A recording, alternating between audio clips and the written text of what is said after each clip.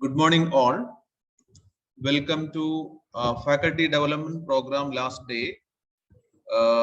Today, we can have the topics embedded systems. In this FTP, we can have FPGA control and coding practices handled by industry fellow. So, Yuvraj, yes, Mr. Yuvraj, yes, he completed his PG degree under Anna University, Chennai. He has more than 11 years of experience in the field of FPGA, MATLAB, AC-DC, DC to AC converters, and design of grid-tied inverters. He has R&D engineer in area of photonics drives, power system-based application. Currently, he has working as a team leader R&D at JSK Lab Instrument, Chennai. So he has delivered lectures in various institutions, conducted FTP and adult webinars on NITs. So welcome you, sir, for this FTP titled Embedded Systems and Machine Learning for Engineering Applications in collaboration with University Technology Brunei. So thank you for accepting our invitation and delivering for this particular session. I am giving this platform to you for your presentation. Thank you, sir.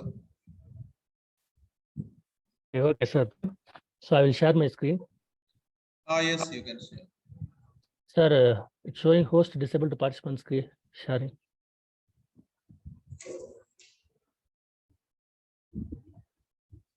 You can try now. Please try once again. Yes, sir. Can you able to see my presentation? Yes. Your voice, your slides, everything is okay. Okay, sir. So please put in slideshow. Yes, sir. Okay, I'll start. Good morning, everyone. Today we are going to discuss about basics of FPGA and some sample coding development.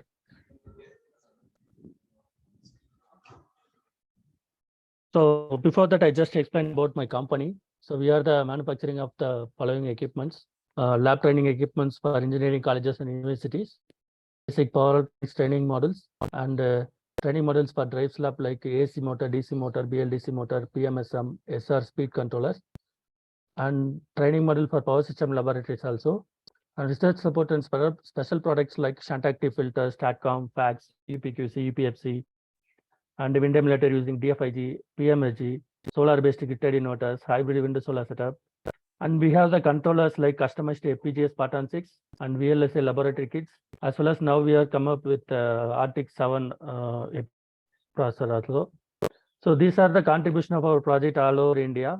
So we have supplied the equipments and projects and products in many IITs, NITs, and in your college also we have supplied equipment, and NIT Calicut also we have supplied, and Anna University Tamil Nadu, Coimbatore GC, many government colleges we have supplied equipments.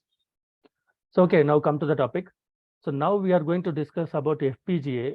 So FPGA means think about this one controller. Generally, what is the need of controller? There are three important points right now. Maybe some other applications will be there, but mainly control, monitor, and store. Because now our topic related to electrical applications, so that in controller means in drives, for example, in the drives, PWM generation and speed control, direct torque control, vector control of motors, sensorless speed control of motors, and fault detection, identification, giving the solution, and data acquisition system, DAQ in the sense data acquisition system. And then DCAC, BLDC, PMDC, SR, DFIG, any kind of motors. So these are the control techniques required in drives. So this is one sample power generation model. So hope you know all about now renewable energy is trending technology with the electric vehicle system. So now we just see that we have the PV panel in the rooftop and wind, and then a battery backup, super capacitor. And then this is sample power generation circuit. These are the two renewable sources and battery backup and super capacitor. So which is connected to one converter, DC to DC converter. Hope you know all about the DC to DC converter also. Like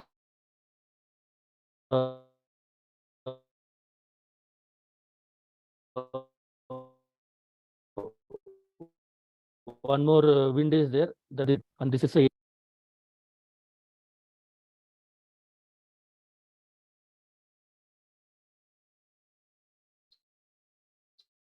so from the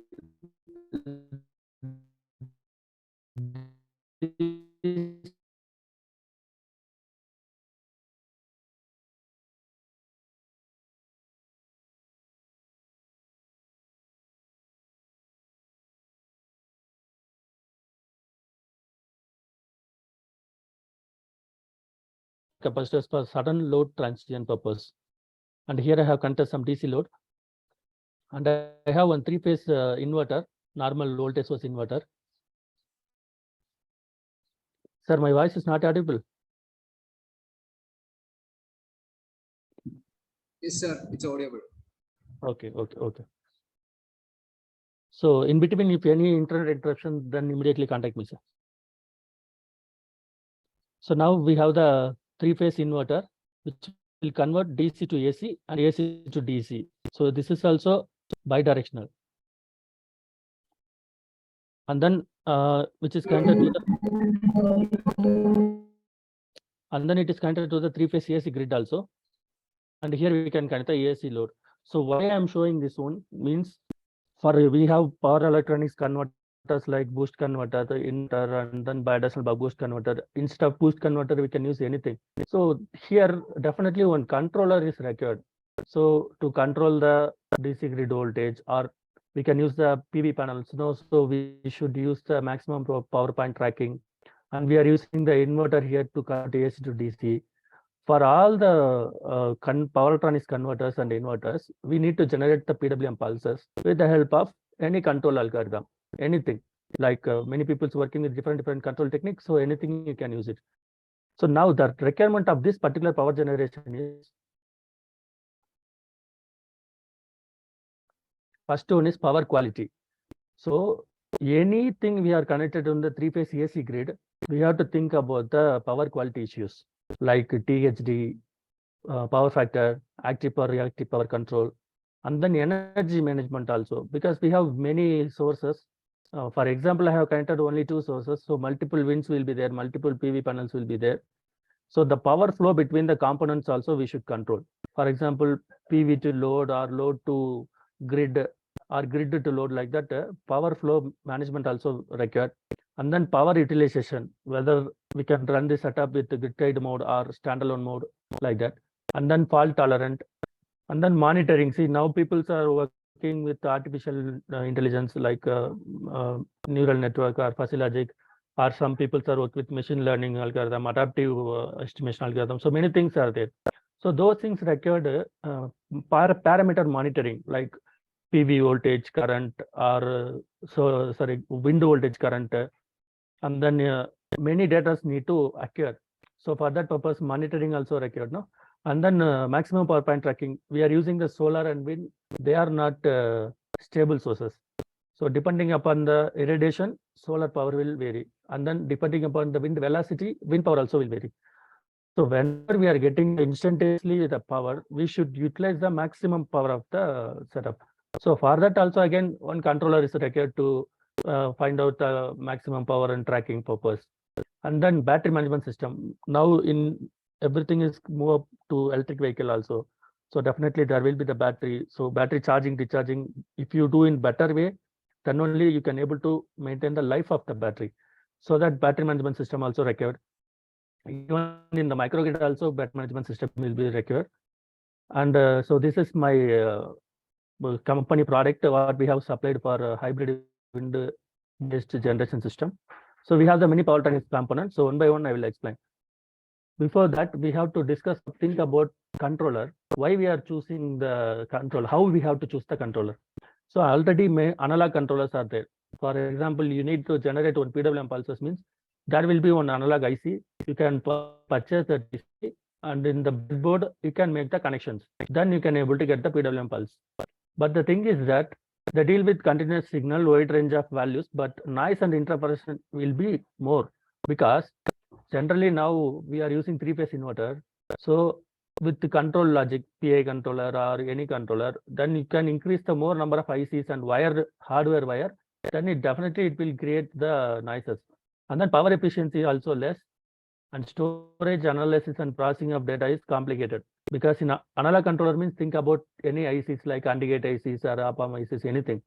With the help of small ICs, you need to create the one circuit in the PCB, then you have to get the output. So that due to that, it's a slow development and difficult in accurate design, hard to modify, robust, and continuous processing. Backup also difficult. And then so that we are move on to digital controllers.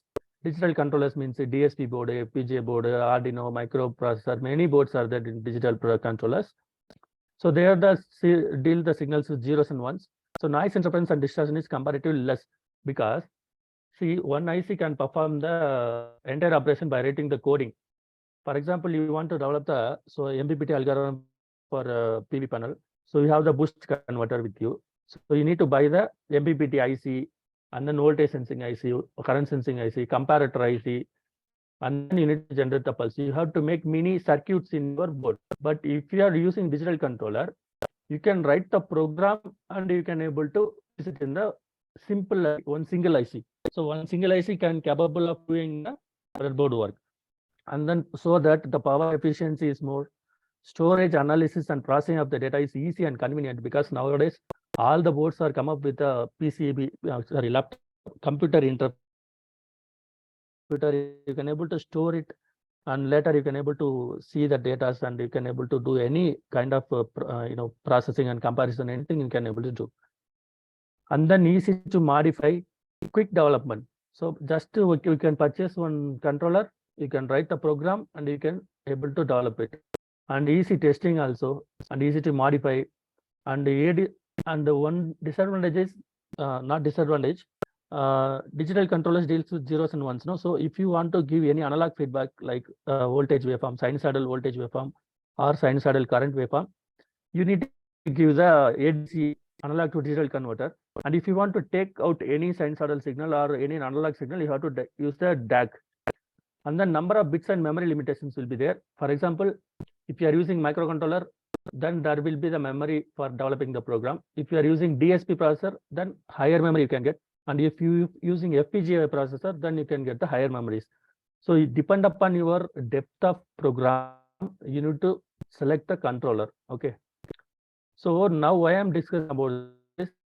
In this particular power generation mode, you need many, you need to control the many components like boost converter, inverter, and then power management, MPPT for this one, and then grid side also you need to consider about the power quality. You should inject only active power. You should not inject any reactive power. So if you are using separate small controllers like Arduino controller or microcontroller, then there will be the oscillation in the DC source. For example, in this DC boost converter, you are using separate one microcontroller, and here using one separate microcontroller. Also using DSP board means there will be oscillations. They are not synchronous together. So that we need one board solution which will parallelly control the PV, wind, battery, and boost converter, bidirectional buck boost converter, and inverter, everything. So for that only, I'm going to explain you FPGA controller, which can have the capability to control entire system within one controller. Okay, and parallelly also. So in the digital controller, so this is the typical DSP architecture. I'm taking two comparisons. DSP architecture. Hope you know about the DSP board, TSP 2407, 2812. These boards are dedicated to motor control applications. So they have separate program memory, data memory, and then some accumulator logic cells. So it is like already built house. So you can able to use simple rooms, whatever you want. But in FPGA, you can have three important parts like logic blocks, interconnections, and IO blocks. So this is a FPGA, field programmable gate arrays. So this is the DSP architecture. Okay, they have internally everything is connected. You can able to access only data registers, multiplier accumulator, everything is connected fixer. So you can able to just utilizing. But here in FPGA, with the help of logic blocks, interconnectors, and programming interconnections and input output cells, you can create your own algorithm. You can create in your own design. So that's why by comparison, I can DSPs have already built, you can use the rooms. But in FPGA, in the sense, you can get the water, soil, and mud and the stone. You can create your own house. So that is the difference between the FPGA and DSP. And the beauty is the interconnections also nothing connected to any cells. Once if you program it, then only then only connection will be made. That's why we can say field programmable gate arrays. So basically, field programmable gate arrays, that is FPGAs having three important things: logic blocks, interconnections, and IO blocks. In the logic blocks, only your coding going to be sit, and the input output cells will be your input output, say PWM as a output, for example. And the interconnection is connection between the logic cells and the input output cells. So this is the basic architecture of FPGA. So now I will tell you the advantage of FPGA features, why I'm using FPGA instead of any other controller. So the first thing is programmable general purpose input and output lines. So it's not like dedicated PWM pulses are there, dedicated feedback pins are there, not like that. Everything is general purpose input and output lines. For example, the board what I am going to show you having 144 IO. So through the 144 IO lines, 80 pins you can use as a PWM also. That's why anything the chip is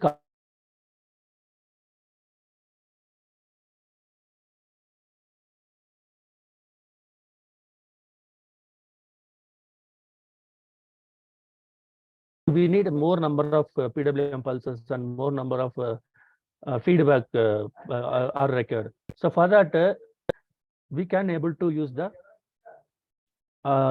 customized sampling of ADC and DAG. Okay, and then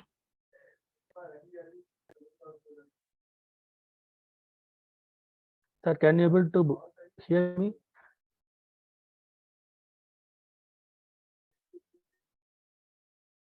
Hello, my voice is clear or what? Yes, sir, it's clear only. It's clear only. It continues, no problem. Okay. So what I'm coming to say, how many number of ADC I need, I can able to interface with my FPGA IC. So and then bidirectional input and output.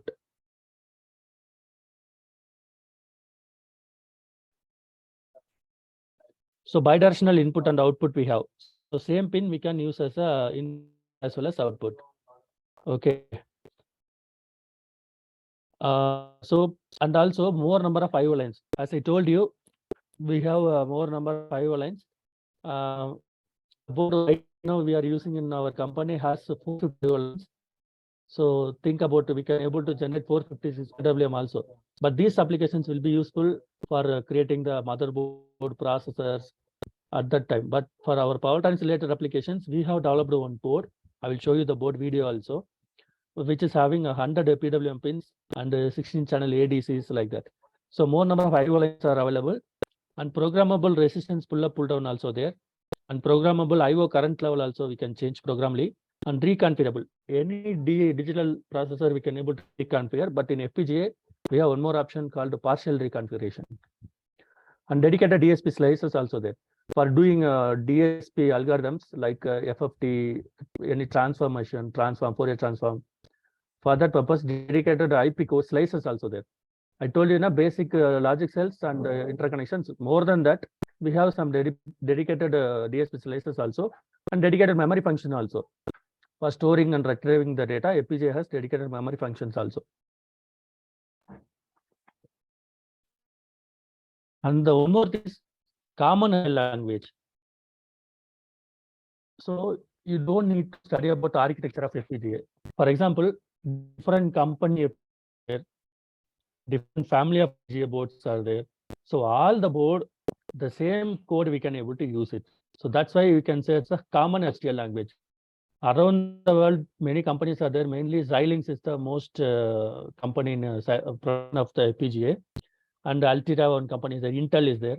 So everywhere coding is common. For example, I'm developing the coding with one board. Same code I can use it for another board also by only changing the pin number, address of the particular board.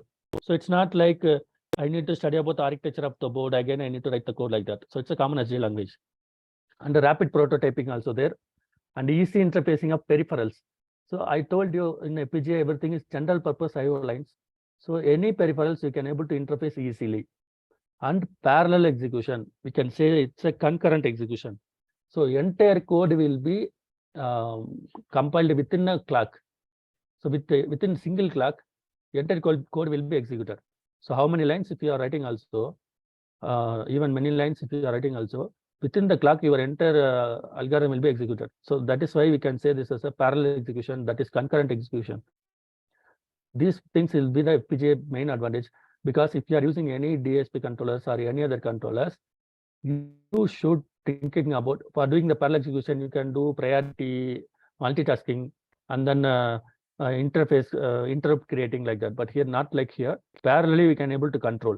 For example, if you are doing MPPT algorithm of PV, it won't affect the MPPT algorithm of wind and any PI controller. Nothing can be get affected. Parallelly it will execute. Okay. And then a floating point core also available. IP core means predefined testing libraries like FFT, FIFO, RAM, like predefined libraries also available. We can use it and suitable for all type of applications. Because of GPIO, any application we can use it. For example, I can purchase one IC, I can interface PWM and ADC means I can use it for power electronics or our power system, electrical related applications. If I interface the coder, decoder, encoder, and modulation signals like camera means we can use it for communication applications also. So that's why the applications will be differ based on the interface only, but FPGA chip is common. So this is the board what we have in our office, Spartan 6 controller, FPGA controller Spartan 6. So still now I'm talking about this FPGA. I talked about this FPGA Spartan 6 FPGA only. So now for our power electronics or electrical related applications, I can have some interfaces like dip switches, push switches, and then ADCs, and the USB UART for communication with the computer, and LEDs, LCD display for displaying the parameter like voltage, current, speed, anything. Speed up in the drives, we can display the speed also, no? And then DAC, EEPROM, and we have the PWM connectors. So like that, and programmer also, because if you are writing the program in computer, through this programmer interface only, we can download to our FPGA chip. So based on my requirement, I can interface these components. If suppose I can use the same FPGA chip for communication related applications, then I can go up with the camera interface or encoder, decoder interface. So like that, many things I can able to use it. Okay, so this is that's all about FPGA controllers. So I just tell you one more time, we need some fast controller as well as multiple converters should be converter and inverter should be controlled in single controller, so that FPGA controller will be giving good solution for us. Mainly two reasons. Common many GPIO lines are there, and another one is it's a parallel processing. So by these two applications, we are using FPGA in mainly microgrid, electric vehicle, and kind of applications. Okay, and then so I will show you one video that FPGA kit. So this is block diagram skeleton of that one. So I will show you one video. Just see that also.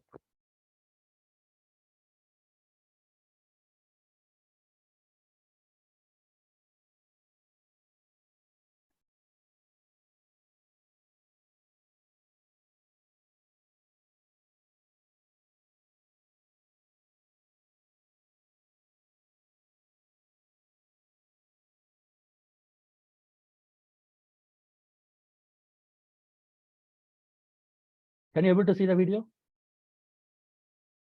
One FPGA board is there. No, no. No.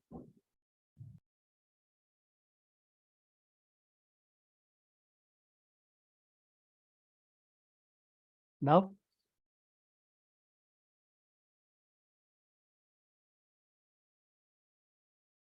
Now also?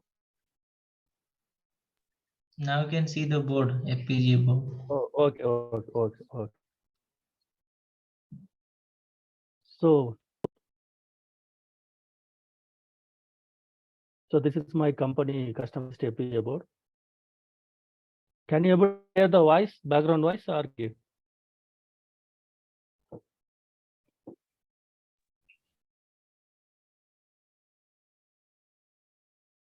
are getting background voice? No, voice is not coming. Okay, okay, okay. Okay, then I will explain you. So this is my FPGA board. In our company, we have created mainly for power transistor related applications, and many applications like boost converter, buck converter, all the converters, okay, and inverter also. So FPGA IC. So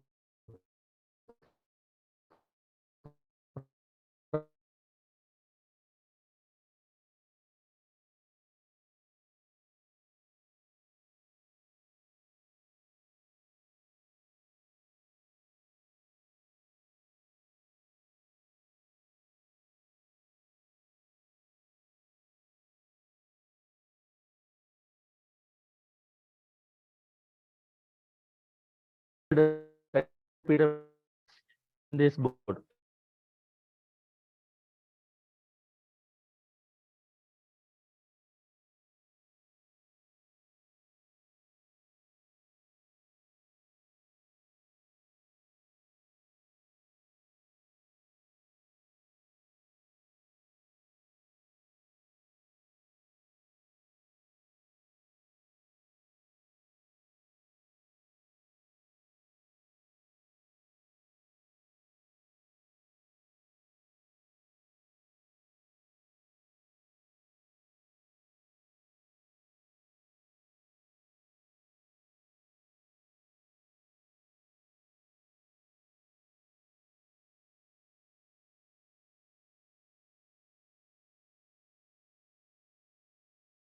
Hello, sir. Hello, hello. What happened?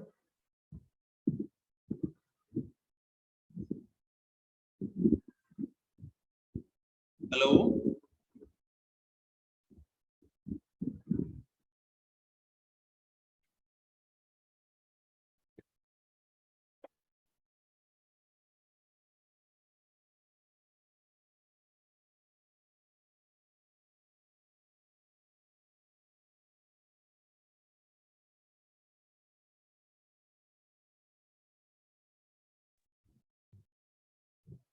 Hello, Yuvraj.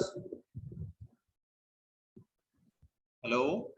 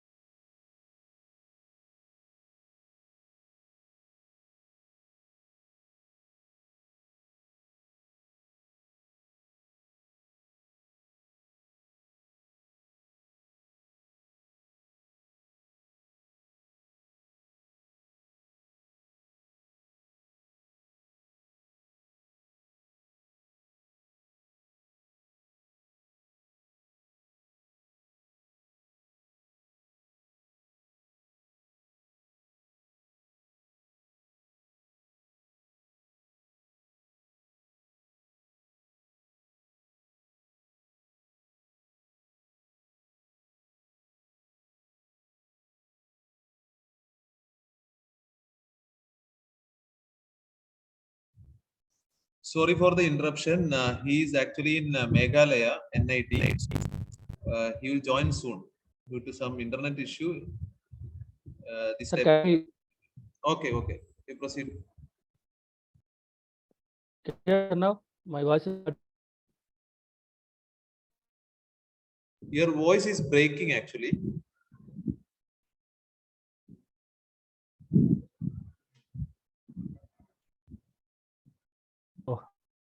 once I in the internet with Ethernet that time. Okay.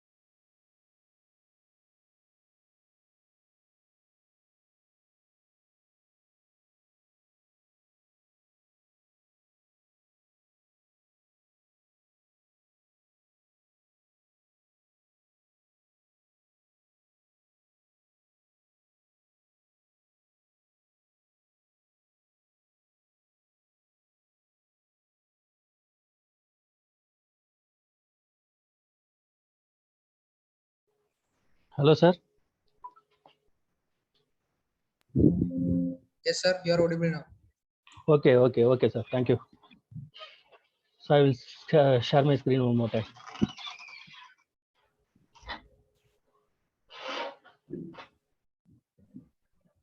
Okay, sir. Can you check, please? Yeah, I'll check it once. So now my video is showing. Yes, sir. It is visible. Okay then. Okay, sorry for the interruption. So this is our board. Here I have one connector. So this connector is made for interfacing with my side converters. Okay, in our company we have creating converters and inverters. No, so for that purpose we are using this. And then we have the level translator ICs, which can convert the operating operating voltage of this particular FPGA is 3.3 volt. So, but outside at least we need some 5 volt. So we have the level translator ICs, which can convert 5.5 volt to 3 volt as well as 3.3 volt to 5 volt. So bidirectional level translators we have. Okay, and we have the LCD display, so which can display the parameters like motor speed and voltage, PV voltage, PV current, power, anything we can able to display here. Okay, by that only we can able to understand. No?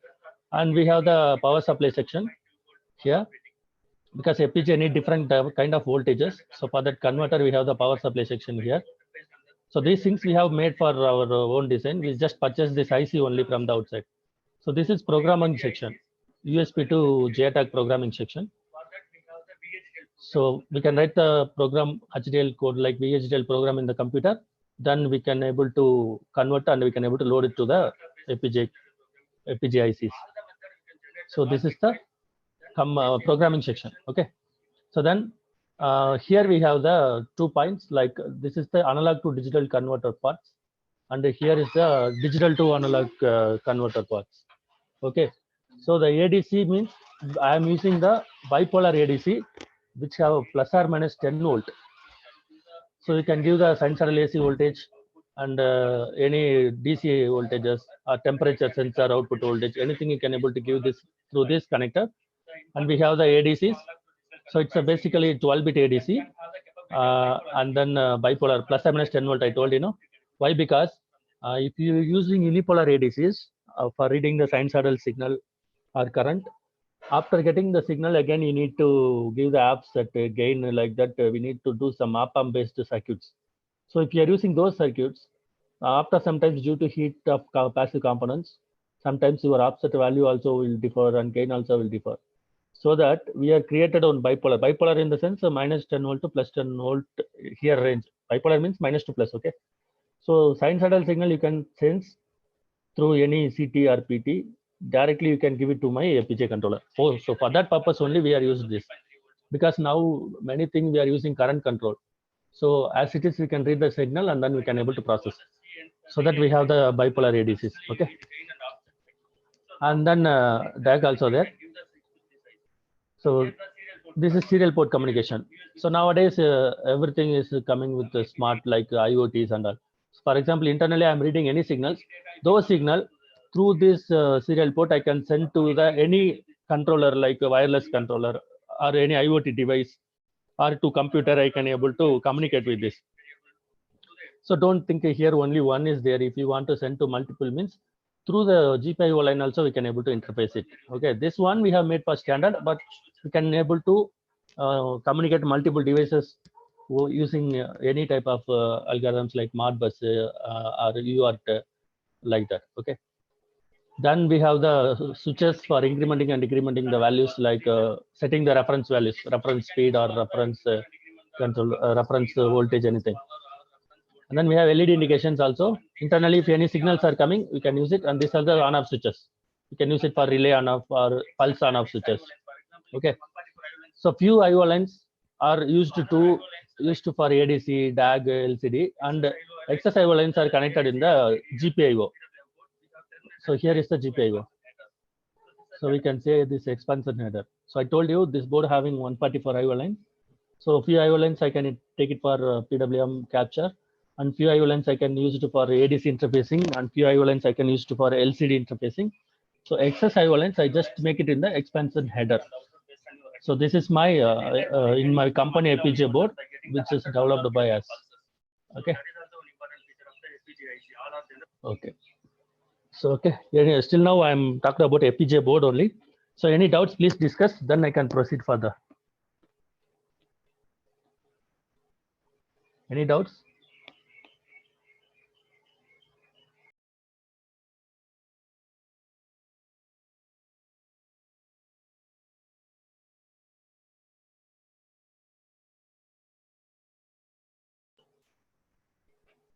Hello, sir.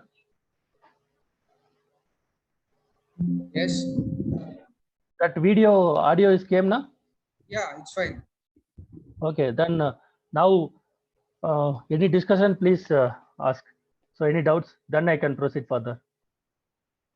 So still now I'm talking about FPGA board only.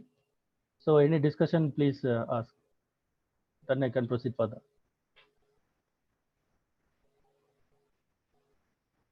Any doubts?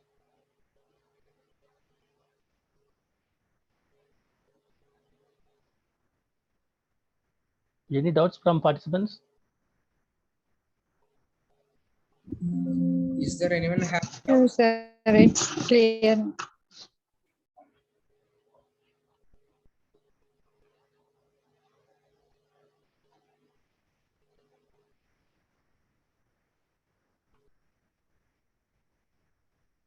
Any doubts, or can I proceed further? It's clear, sir. Okay, then. So now, next.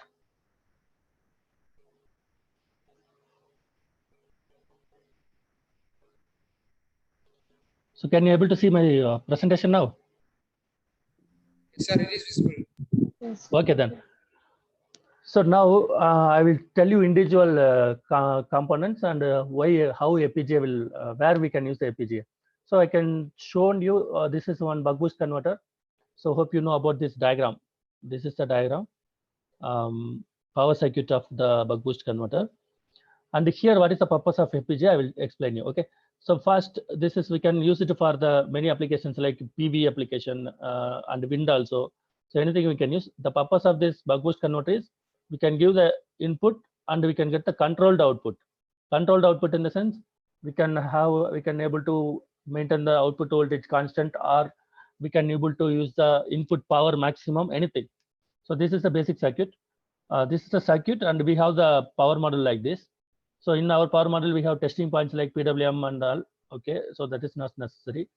So we have the power rating of 100 watts to 25 kilowatt, and we have over voltage protection, over current protection, temperature protection, all also.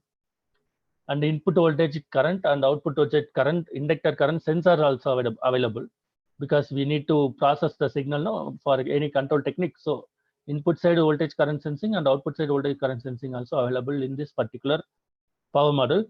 So here FPGA will do change the duty cycle of this. How we can control the output voltage here?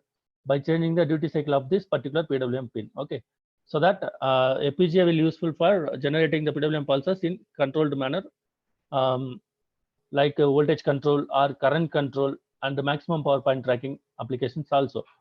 So this is the sample MPPT results we have taken with FPGA. Why I am showing means I'm going to explain you about one controller. So what is the processor and advantage of that particular controller? See, here is one results are taken in one place. Here, see the solar irradiation. This one is solar irradiation. We have fixed the irradiation sensor in the rooftop. So the third one is solar irradiation. So based on the irradiation changes, then very immediately my power is tracking. So this is real irradiation signal sensor output, and this is the PV voltage and PV current and PV power. Whenever irradiation changes, then it is immediately trying to track the power. See the irradiation and power signal. So that will be proportionate. Okay. So like that, we got good results with the converters and the FPGA board.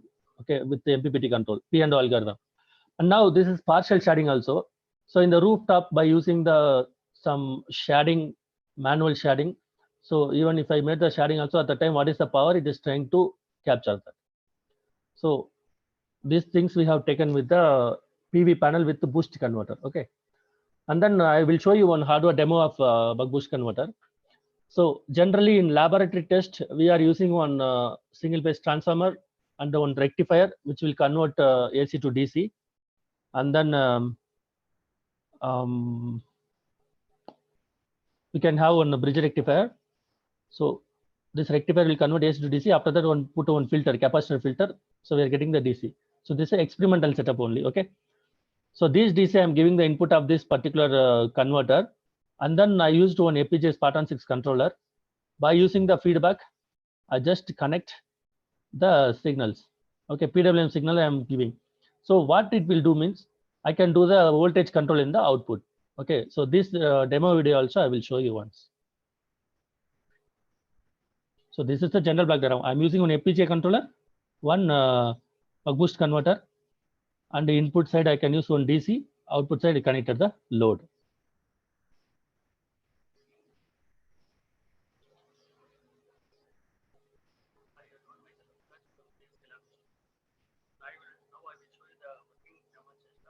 Sir, my buck boost converter. So video is showing now, sir. Yes, sir, it is visible. A voice also coming or what? Background voice. Yeah, fine. Okay. It's a power circuit diagram. So from that you can find the input voltage, one device, input capacitors and the inductors and some few sensors. Actually here is the terminal which indicate the input voltage, and here is the terminal which indicate the output voltage. I mean we have the meter, voltmeter. And then for IGBT, PWM signal port point is here. So through this cable also we can give the feedback, as well as here we have the test point terminals, PWM 1 and with respect to this you can give the PWM pulse. And also here we have the analog feedback terminals. So through this cable I'm taking this analog feedback to my FPGA controller, but user can take this control analog feedback for even Opalati or DSpace. If they have another controller, they can take all those analog feedbacks. So this boost converter is used mainly for in renewable energy, maximum power point tracking, and battery charging and recharging. In microgrid, this type of converter we are using. And here, this is the input port actually. So from positive or negative input port we can give from PV source or from any DC source. Right now, I'm having one three-phase variable auto transformer. That three-phase AC I'm taking. That AC is converting into DC by using this rectifier. Then parallelly filter capacitor I have added, and then I have given right now. But DC source, whatever it is, we can give up. Sir, video voice is coming now, sir. Yeah, video is also fine. Okay, okay then. 2000 voltage we can give as an input. And here is the output port. So this is the output port, DC output port. So this output port right now I'm connected to resistive load. But we can connect in the whatever the load, and in DC microgrid system we can connect in the common DC link also. So this is the load. So now this is the FPGA board. So from that board we have the PWM port. From the PWM. So this is the FPGA board I have told you know. So this is the board.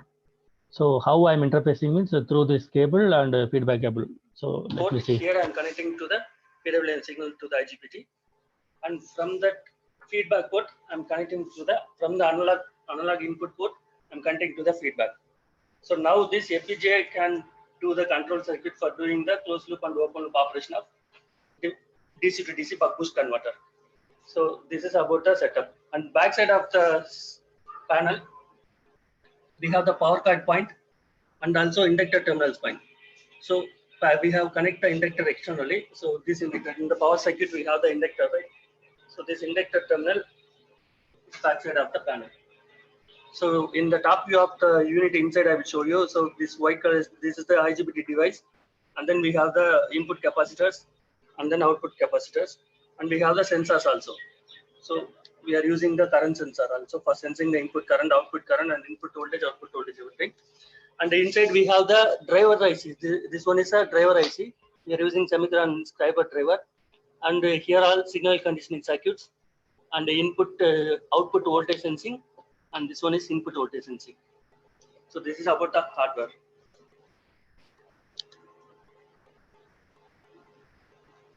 So through these test terminals, we can connect the DSO and we can observe the results also while running condition. So now we can see the how to operate this one. So the thing is that we have to give some input DC link voltage, and by varying the duty cycle, we can get different output voltage level, and that I will show you. Okay.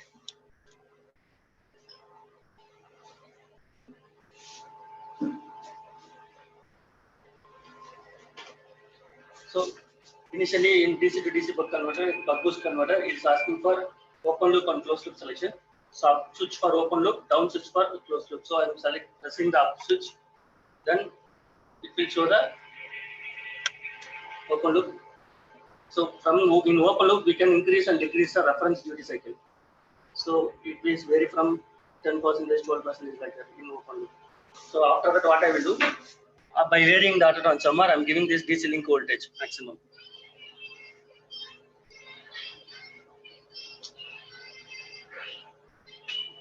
So I have given the DC link voltage.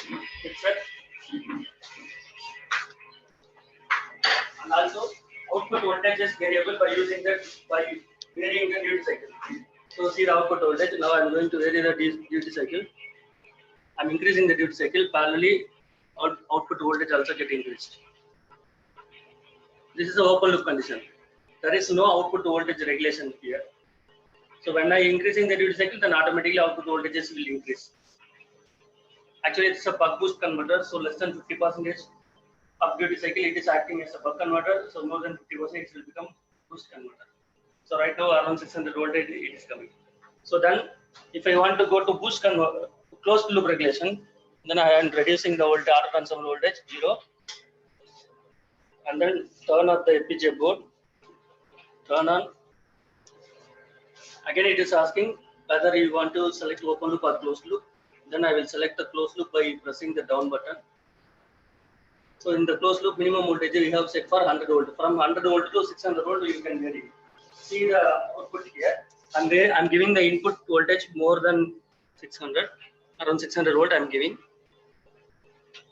But output voltage regulates in the 100 volt. And then if I want to increase this output DC link voltage, then I'm increasing the reference voltage. See here, my output voltage also will increase in this.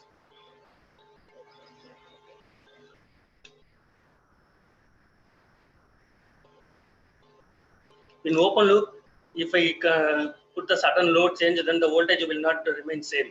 But in closed loop, even if I change the load also, my DC link voltage will become constant. That operation I will show you.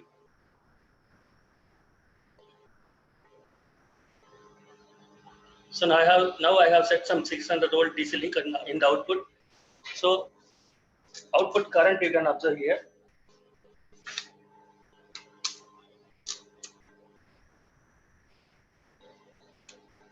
So right now 10 ampere is flowing.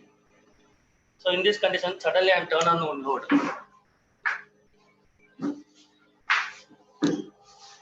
Turn off one load. Now current is reduced to 9 volt, 9 ampere, but still the reference voltage and the actual voltage will be same. See here in the also, in voltmeter also. Whenever I change, small changes will come. But if I change the load, then small decrement and increment again it will settle in the closed loop, because here I am taking the output voltage closed loop. So this is the way of operating in the closed loop. So, and also we have the test terminal signals also we can observe here. See the PWM signal right now. Here is the PWM test point. So you can see the PWM right now. This is the PWM pulse.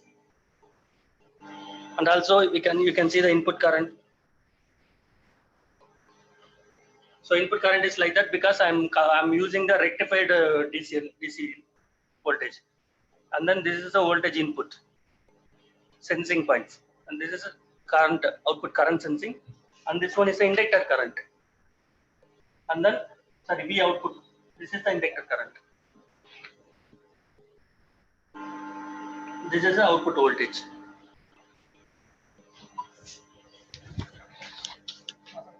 So, and also if any over voltage and over current will occur, then the protection LED will glow. If this will glow means then immediately switch off and switch on the FPGA board and then press the reset button and again you start work. By reducing the voltage also, you start from initial, reduce the AC voltage, accordingly DC voltage will reduce, start from the beginning again. Okay, hope you understand this video. So in this video, what I have shown you with the FPGA controller and one buck boost converter, how to operate the open loop and closed loop. So here the purpose of FPGA is generating the PWM pulses based on the scenario. In open loop, just by varying the duty cycle means it will create one square pulse with the frequency of 10 kilohertz. Then it will operate. In closed loop, if you are setting the reference voltage, that is output voltage reference, then it is sensing the actual voltage and then doing PI controller. The PI controller output will give the duty cycle variation. So this is the control technique explanations. Okay. So clear? Any doubts? Okay. Then we can go for next. So my slide is visible now. Please anyone tell me because. Yes, sir. It is visible. Yes, sir. Okay, done. So then one more bidirectional buck boost converter also there. So the purpose of bidirectional buck boost converter, it's a DC to DC converter basically. We can use it for charging and discharging the battery. So in the microgrid or in electric vehicle, anything, we must aware of this kind of bidirectional buck boost. Whenever battery will come, then we have to use this because, and also here charging the battery and finding the SOC, that is also different way of research because of getting the better battery life. So this basic structure is the bidirectional buck boost converter. Many converters are there, but now we are going to talk about FPGA controller, how to control this particular bidirectional buck boost converter. Okay, so we have the same in our company. We have 100 watts to 5 kilowatt now, and we are increased to 25 kilowatt also, and over voltage, over current protection also available. And input voltage, input current sensors also available because we need to sense the battery voltage as well as the input voltage. See, for example, whenever battery is charging, at the time battery acts as a load, and whenever battery is discharging, at the time battery acts as a source. So both the input output we need to sense it, and then here the FPGA board used for doing the control technique for charging and discharging. So this is one more example. Just I will show you only one video with only charging the battery with the two modes. One is current control and another one is voltage control. So for that also I used one bidirectional one. So now charging the battery only buck converter is sufficient. So how I'm doing, I have same thing. I'm going to take one order on summer, and because this is also experimental setup. So order on summer, which will convert AC to DC. The DC is going to given to the input of the charge controller. So the output is connected to the one going to connect with one battery pack. Okay, I think lithium phosphate battery. So with that, how we are charging, I will show you the video. Okay.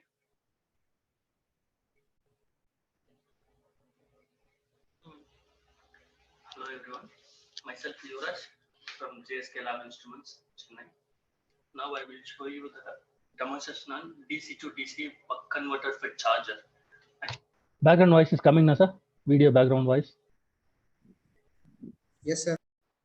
Actually, this is the buck converter circuit. Okay. So we have the two input terminals. One is front side, which you can give the DC supply. So this video is for only charging the battery, charging battery only. Okay. Another one is back side. You can give directly three-phase ESD. So inside we have the bridge rectifier and capacitor that can be converted into DC and filtered. So if you have to give the DC supply, then you have to give with respect to positive negative here. AC supply, then backside you have to give three-phase supply.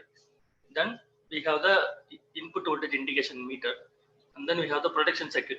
So for example, if any over voltage, any over current or any fault will occur, then immediately this protection circuit LED will glow.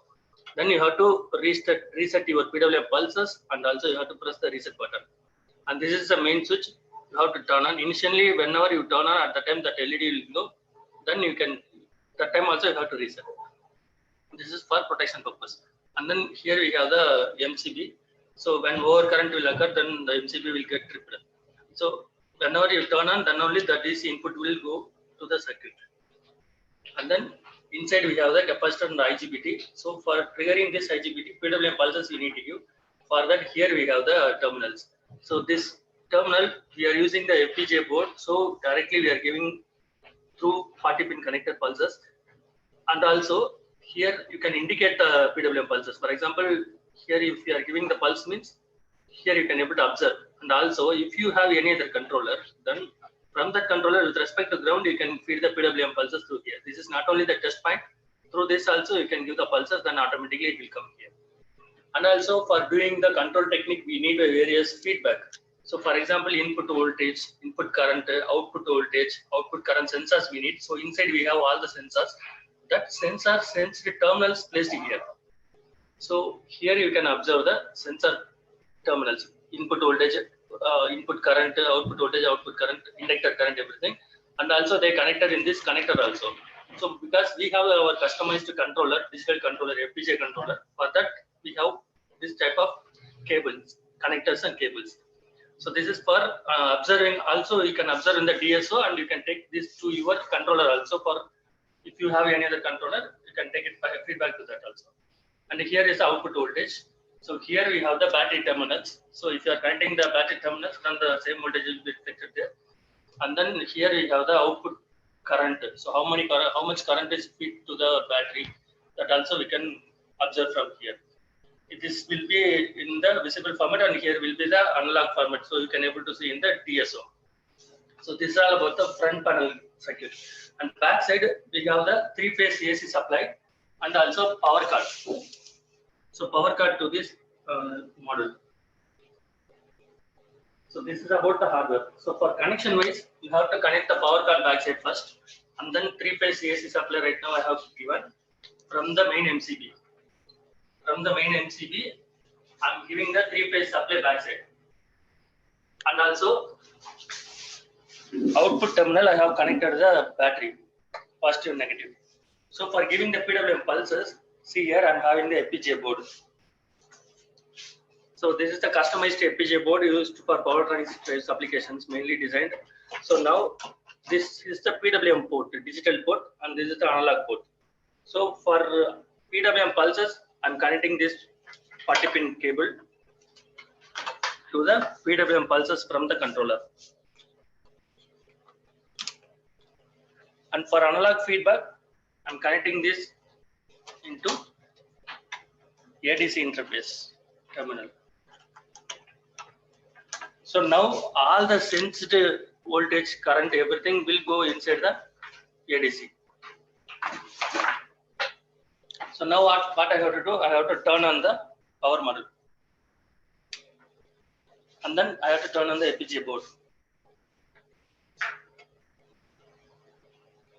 Now see in the power module. So FPGA board also turn on. Then I have to turn on the 3-phase AC supply. 3-phase AC main supply. After turn on the 3-phase AC main supply, the output of 3-phase supply will comes to backside of the panel. So inside of the power module, we have the AC to DC rectifier, bridge rectifier and the filter. So then it is converted into DC. So after that, I have to turn on the main MCB. This DC input MCB I have to turn on. Then see here, I can get the input voltage. So around 600 volt it came. Then I have to, now you see the protection circuit will see enabled, then I have to reset. Then you come to the controller side.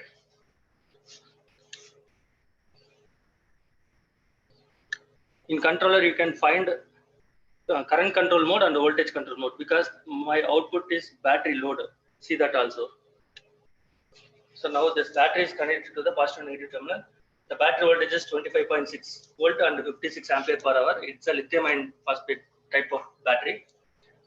So now I have to select the current control by pressing the up and down switches. So current control in the sense I have to press the up switch. So my reference current is 0.3 ampere and actual current also 0.3 ampere.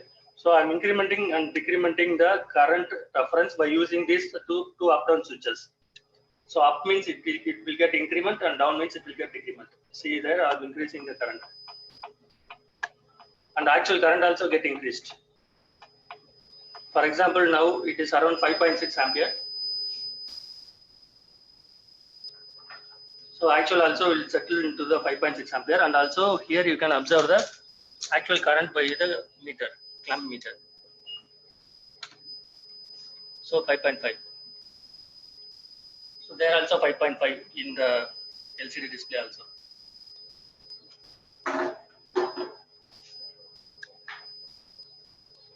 And also we have the DSO for observing the PWM pulses. So with respect to ground, I am connecting the PWM terminal.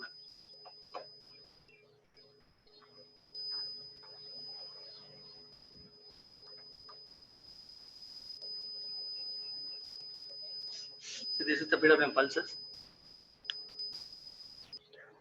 See, the PWM pulse width is very minimum because our input is 600 volt, but our output battery is around 26 volts, I think. So the duty cycle will be very minimum. Okay, so because it's basically the buck converter. And this is the input voltage. So this is analog feedback actually. You can take it to your controller and then output current and then output voltage, then the inductor current. So like that we can observe the results. And also you can increment and decrement the current also for the battery. So this is one mode of operation. And another mode of operation will be voltage control. For doing the voltage control, you have to reset this button, because from beginning again you have to start. So after pressing again, it is asking for the selection. So DC to DC buck converter for charger, up means current controller, down means voltage controller. So I have to press the down button, and by pressing the to increment and up and down, I am incrementing and decrementing the reference voltage. So already battery voltage is 26.5 volt it is showing. So I am giving some 26.8 volt by pressing the up switch.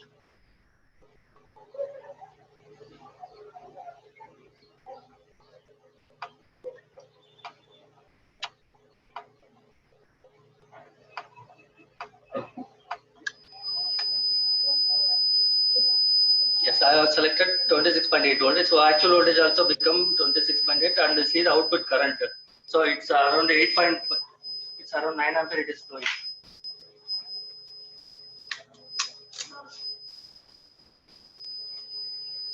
See here also in the clamp meter.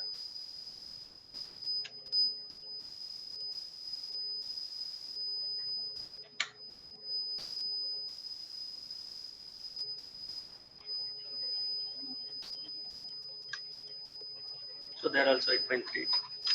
So like that, we have to test the two modes. One is current control mode and voltage control mode.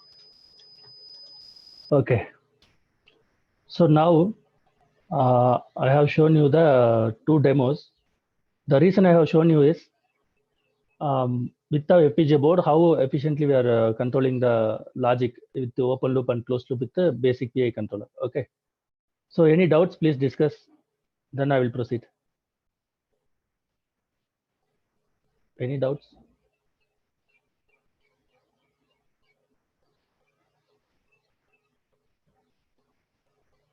Everyone hear me? My voice is audible or what? Yes, sir. You're Okay. Okay. Any doubts, please discuss. Then I will proceed.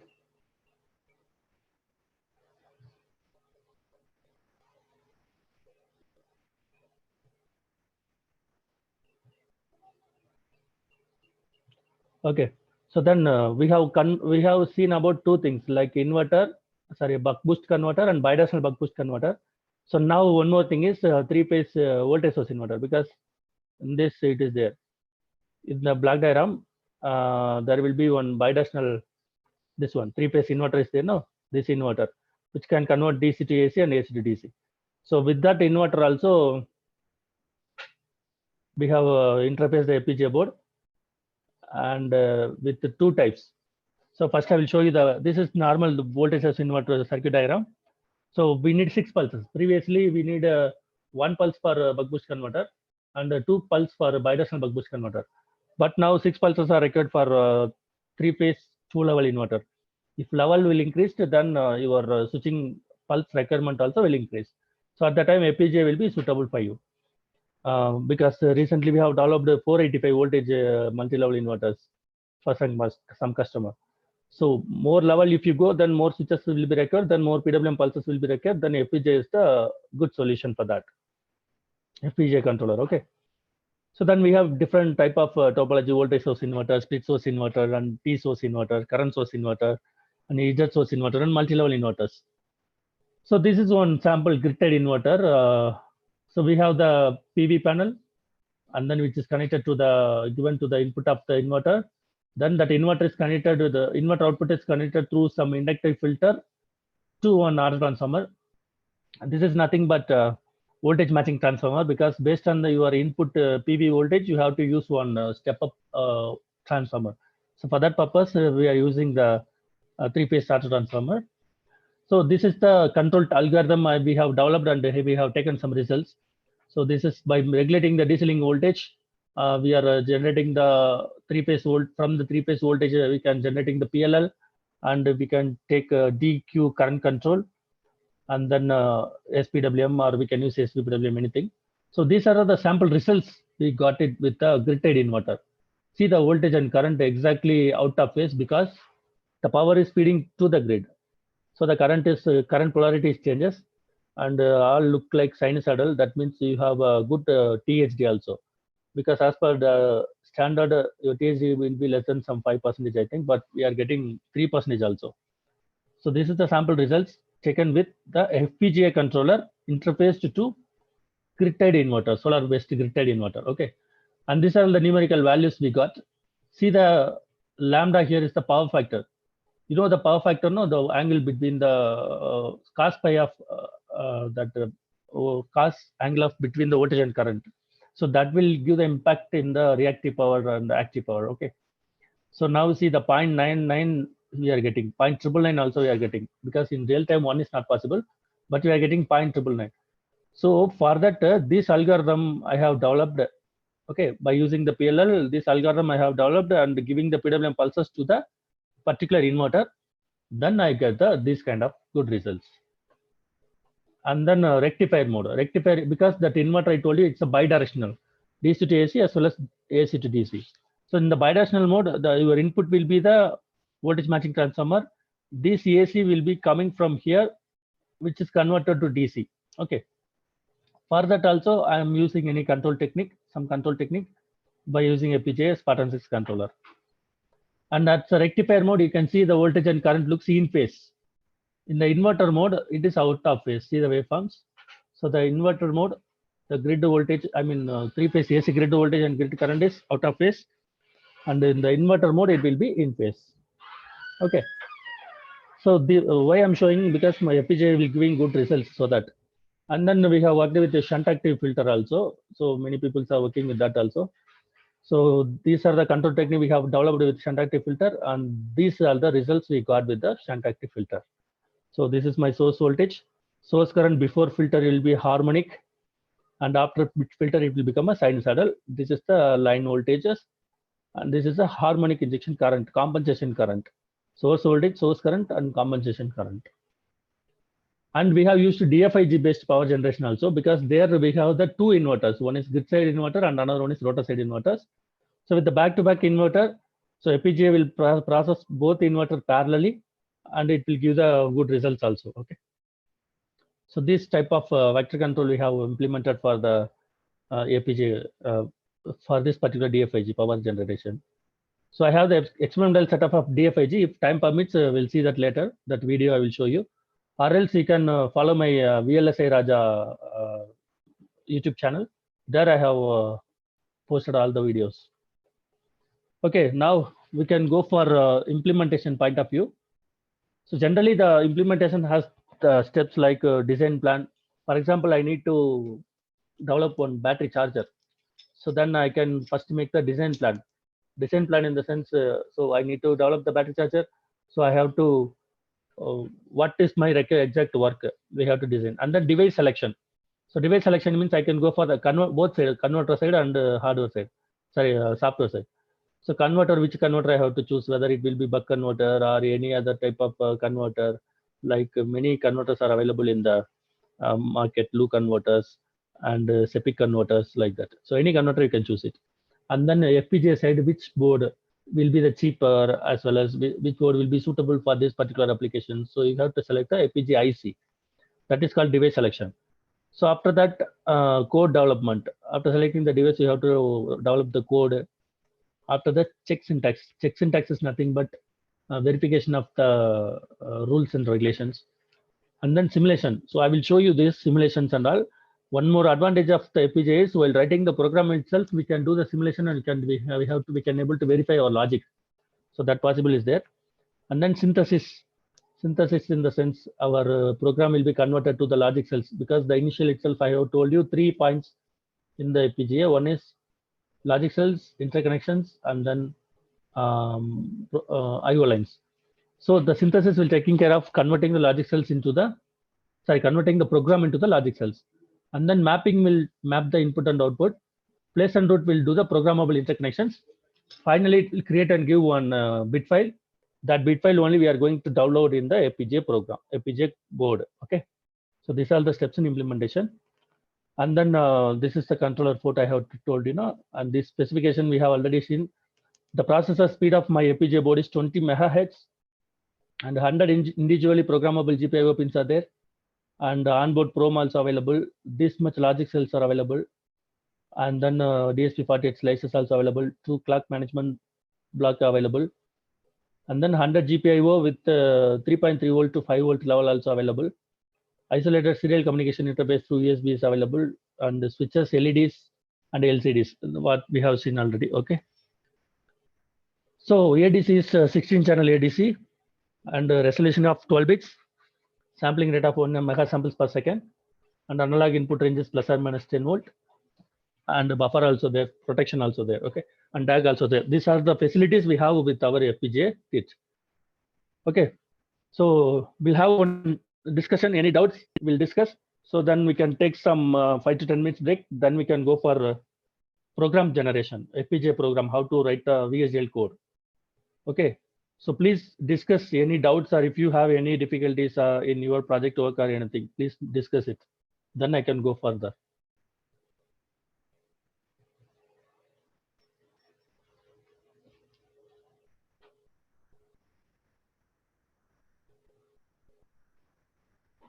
How the PI controller is implemented.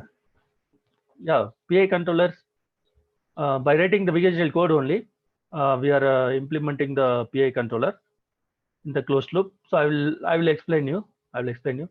Sir, please unmute the mic and ask the question, sir. So the PI controller, I have taken the speed, reference voltage and actual voltage, and the error is given to the PI controller. We know the PI controller structure, that KP, gain, will be multiplied with the error, and again it will be integral error also, K also multiplied with the error, and then we can do the integration, and then adding both, we can get the output. So that program I will open and explain you, ma'am. Okay, sir. Okay, any other doubts?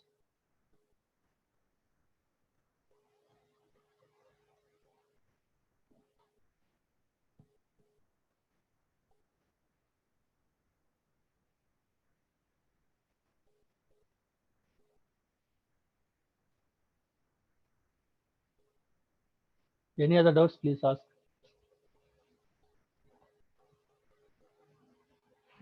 Sir? I think there is no more. Okay, so then can we take 5 minutes rest, then we can go for programming? 11:15, can we start, sir? Yeah, okay, we can start at 11:15. Yeah, I will explain you the programming, VHDL programming methods. Okay. Okay, thank you. We can Okay. start at 11:15. Okay, sir. In between, any doubt, if people think, and if you need any discussions also, I'm ready to discuss with you. So you can think of it. Okay. Okay, sir.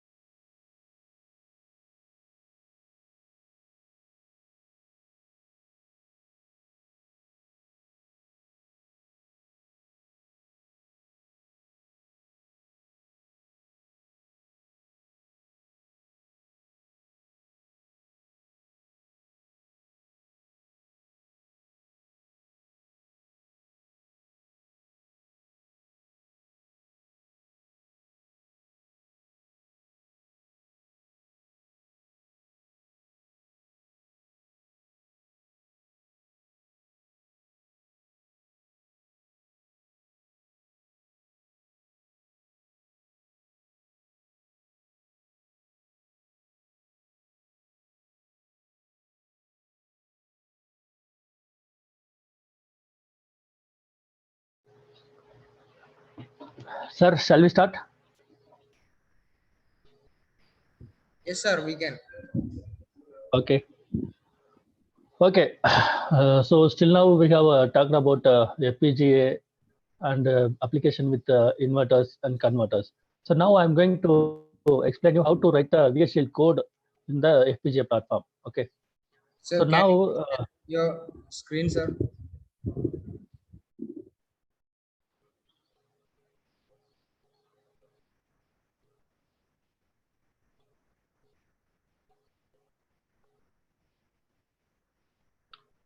visible my screen?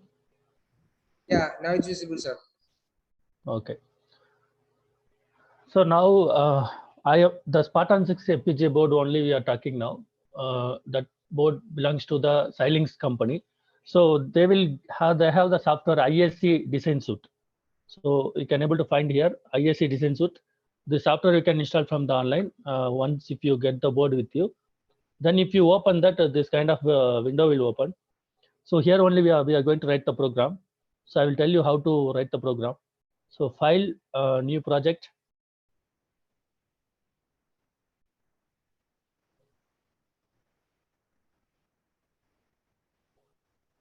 So then one new project wizard will open. Here I can write the model sample like any name. I am giving the project name sample 1. I can name as a sample SQR.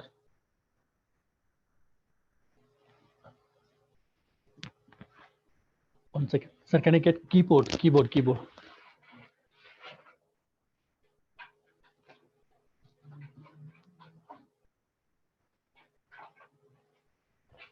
you.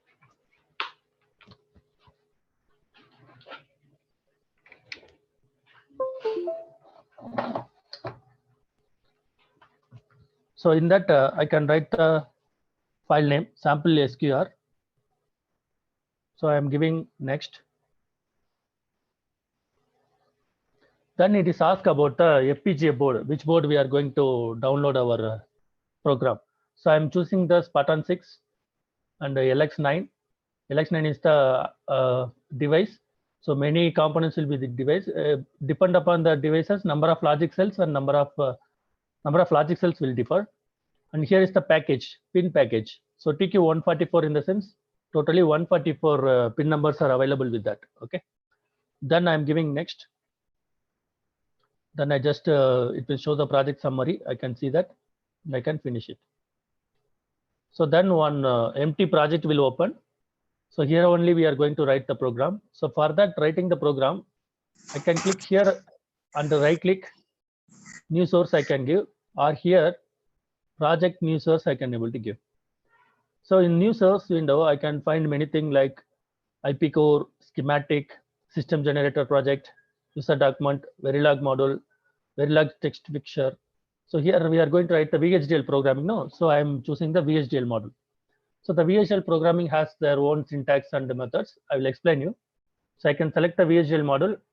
Here I can write the particular program name SQR, and I'm giving next. So here it is asked about the input output pins.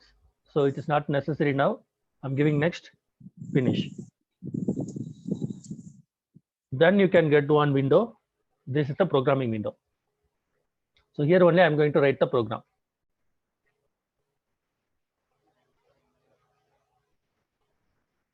So generally while writing the code, initially we should declare the libraries.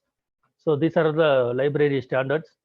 It will come defaultly. If you are using any other specific algorithm or specific code, then you can add the library, a numeric library, and many IP core libraries are available.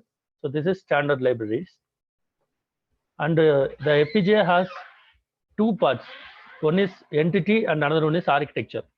So entity in the sense input output declaration, architecture in the sense with the input output what we are going to write. So generally you will write the C program. No, there you can find out you have the options like library and input output declaration. After that you can write the program. So same thing only. So library is here, and in the entity we can declare the input and output.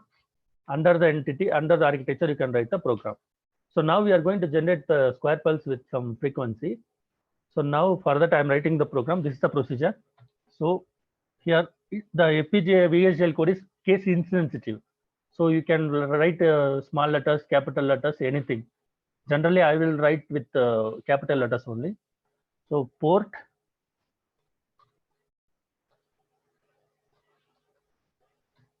clock in std underscore logic. So this is nothing but I declared the one clock because all the processor, digital processor, the heartbeat is the clock only. Based on the clock frequency only, we can able to generate multiple frequencies like PWM frequency or any frequency. If you are reading also, the reference will be our clock frequency. So we can say this as a sampling frequency. In MATLAB, you can enter the sample period, no? So like that, we can say this is a sampling frequency. So based on this only, your entire code going to work. And then I declare one output SQR underscore out. So now we'll generate 150 hertz. Okay, so 50 hertz. So I can name it as a 50. So this is user defined name. The blue color and then the pink color will be predefined data types. So in means type of data, whether it will be the input and output. STD logic means digital single bit data. For declaring the single bit, we have to use the STD underscore logic. There are many data types are available like C program, integer, character, floats, everything is available. So for single bit representation, STD logic, because clock is single bit only. Clock in the sense square pulse, 0 and 1. So that I have declared as a STD logic, and the square output also will be the STD logic, but the nature will be out STD underscore logic. Okay. So as per the syntax of this VHDL code, so the last data should not contain the semicolon. If you declare many input here, you can declare many things here, but the last declaration data should not have the semicolon. It should be after the close parenthesis, after the close bracket. Okay. So this is the entity. That means input and output. We have declared the input and output. So now with this input and output, how to generate the 50 hertz, that I will tell you. So that we have to do the project in under the begin here. So process of clock. So process of clock in the sense, whenever the clock state change, clock in the sense square pulse, I told you 0, 1, 0, 1, 0, 1, repeatedly it will come with the frequency of 20 megahertz. Because the board what we have designed, that is having 20 megahertz. So 20 megahertz. So the double hyphen will be the comment line here. So double, if I give double hyphen, then it will be get commented. It won't get executed. Okay. So the clock frequency is 20 megahertz. So process of clock, after that begin if rising edge of clock, then so if I used if no, so I can give end if also, end if, and the process also I have open no, so I can give one end process also. These are the syntax. So here only I'm going to write the program. So now how I'm going to write the program? In each and every rising edge of clock, I'm going to take one counter, because from the 20 megahertz only we are going to generate at the 50 hertz. So for that, there is a standard formula. Number of samples is equal to sampling frequency divided by required frequency. So number of sample in the sense how many number of clock is required for generating the 50 hertz, we need to find out. So for that, there is a formula, number of samples is equal to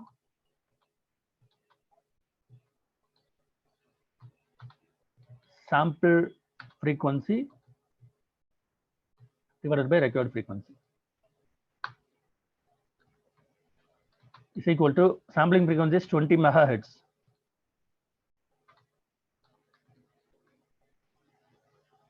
divided by 50 hertz. So anyone tell me how much it is coming? 20 megahertz by 50 hertz, how much value it is coming? Anyone tell me?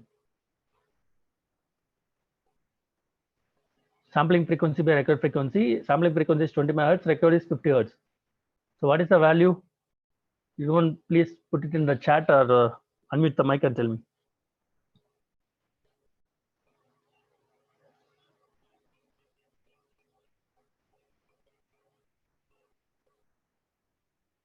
Anyone?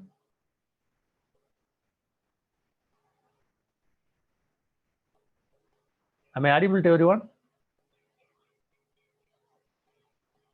Sir? 400 kilohertz. Okay. So we can say it's not a heads because heads also both top and bottom it will be there, no? Only 400,000 samples. Okay. 400 kilo samples. We can say that 400 kilo samples. Okay.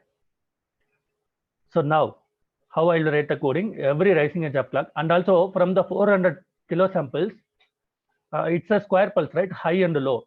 So I can make it divided by 2. Then I can get the 200 kilo samples. So every 200 kilo samples, I'm going to change the state of the pulse. So that is the way I'm going to approach the code. I will tell you. I'm taking one more variable SCA assigned equal to SCA plus 1. So this is not the comparator operator. It's the assignment operator. Okay. If it is coming like this, then it's the assignment. SCA assigned equal to SCA plus 1. If SCA is greater than or equal to 200 kilo samples, then I'm taking one temporary variable temp assigned equal to not of temp, and then I need this this should be repeatedly come so that SCA assigned equal to 0 and end if. So now what will happen? Once if I start the FPGA board, then clock will come automatically. So every rising edge of clock, every one clock, I'm just making count SCA assigned equal to SCA plus 1. So whenever SCA will reach the value of 200 kilo, then I'm making temp assigned equal to not of temp. Not means you know that inverted one. Then again I'm making SCA assigned equal to 0 because it's come out from the loop. Again it is repeatedly counting. Then again SCA is 2200 kilohertz, sorry, kilo sample. Again it's change the states. So this temp also I need to declare temporarily here. The temporary signals also declared here. Signal temp std underscore logic initially equal to 0. So there will be the different data type here. Whenever standard logic data type, it should be given with a single quote. Okay, single apostrophe mark. So I am declared the initial value is a 0. So then what will happen? Initially the signal will be 0. Whenever the count will come 200,000, at the time it will become 1, right? Because not of temp. Though again it will comes out from the loop, it will remains in 1 always. Whenever it again come to 200,000, the 1 becomes 0. Then again 200,000, 0 become 1. So like that keep on, I can get the square pulse. Okay. And this SCA also we have used to know that also we need to declare here. The temporary signals also declared here. But the SCA data type will be integer. Signal integer, sorry, signal SCA integer, initial value will be 0. See the integer data, I didn't give the single quote, but the standard logic, that is the bit data, single bit data, I have to give the single quote. So now hope you understand how I generated the 50 Hz from the clock frequency. I declared temporarily one variable, the initial value will be 0. Every 200,000 cycle, it will change its position like 0 to 1, 1 to 0, 0 to 1, 1 to 0, 0 to 1 like that. So any doubt in this? Clear, no? Simply I'm just counting the cycle based on my requirement. So I just put it in the loop. Okay. So now this temp signal I will assign to the SQR out 50. So my output is equal to the temp. SQR out 50 is assigned equal to temp. That's it. So this is the way of generating the simple square pulse with the 50% of duty cycle If suppose duty cycle will change, then different approach we need to go. That also I will explain you. So hope you understand. Every rising edge of clock, we are making one counter. The counter value will be greater than 200,000. Then temp equal to naught of temp. That is 0 will become 1 and 1 will become 0 based on the every 200,000. Okay, then okay, now I have written the code. So this returned code obey the rules and regulations. We have to check it out, because all the languages like our speaking language or writing language, everything has two important things. One is syntax and another one is semantics. That means meaning. For example, if I am saying this a pen means, there should be some meaning. So, and these words should be pronounced like this only, like that. Some set of rules and regulations also available. Even our people's language also. So like that, the machine language also has the same two important things. One is called syntax, another one is called semantics. This is called VHDL, HDL, because hardware description language. HDL in the sense hardware description language. V in the sense very high speed ICs, hardware description language. Why it is mean for hardware description language in the sense, each and every line you are returning that will convert it to hardware. For example, I have used the if loop. Then internally one comparator hardware will be formed. And here I'm using not. So then internally one not get hardware will be formed. So each and every code can be converted into the hardware. That's why we can say this as the hardware description language. So okay, come to the point. So now I'm going to check the syntax. Here there is option synthesis exists. Under the synthesis exist, you can find the check syntax option. If I double click this check syntax option, if any syntax error is present in your program, that will show here. So past 12 years, I am doing the same program for the demo. No, so I think I don't get any syntax error over here. I will tell you if I made any mistake, then what will come. So in the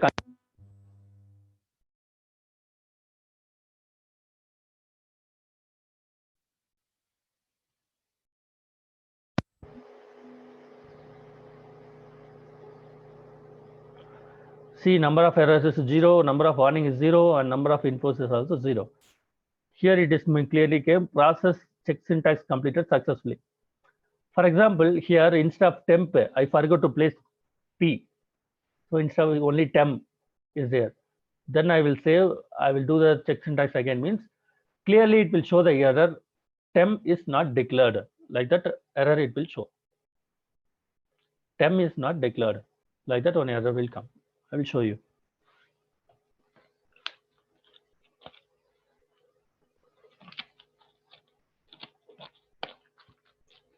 See, it is shown clearly number of errors 2. So I can give the error. Then it is mentioned temp is not cleared, so not declared. If I click that, then there will be the pointer will come in yellow color and it will show the location of the error also. So then I can able to find out the error. So now syntax okay. Meaning we have to verify. No. For that there is a simulation tool. I am planned to generate 50 Hertz, but whether the 50 Hertz will come or not, I have to identify. No. So for that we have the simulation software. So in every Xilinx ISC, there will be the simulation tool inbuilt that is called iSim. Okay. So here there is 2 points are there, implementation and simulation. So I can select the simulation here and select a particular program. And in this process window, I can find the simulate behavioral model. So if I double click that, then there will be one simulation window will open.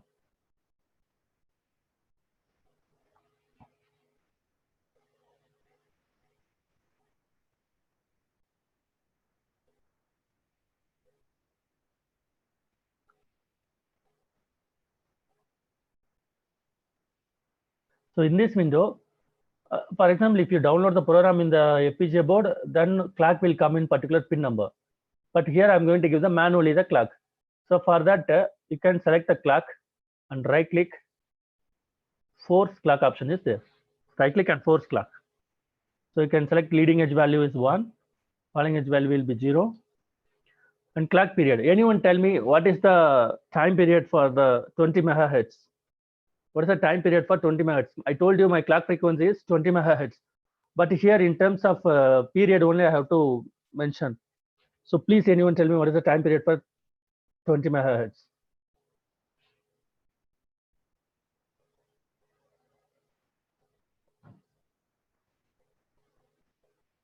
Anyone please tell me what's the time period for 20 megahertz? Or what's the time period for 50 hertz? Or what is the time period for 1 hertz? Anyone please answer?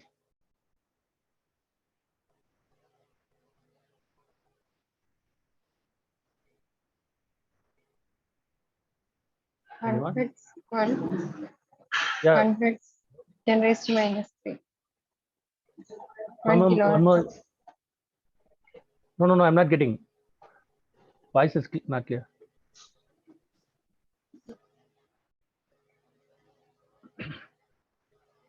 Okay. So we know that T equal to 1 by F, right? Time equal to 1 by frequency. So now I can use the calculator.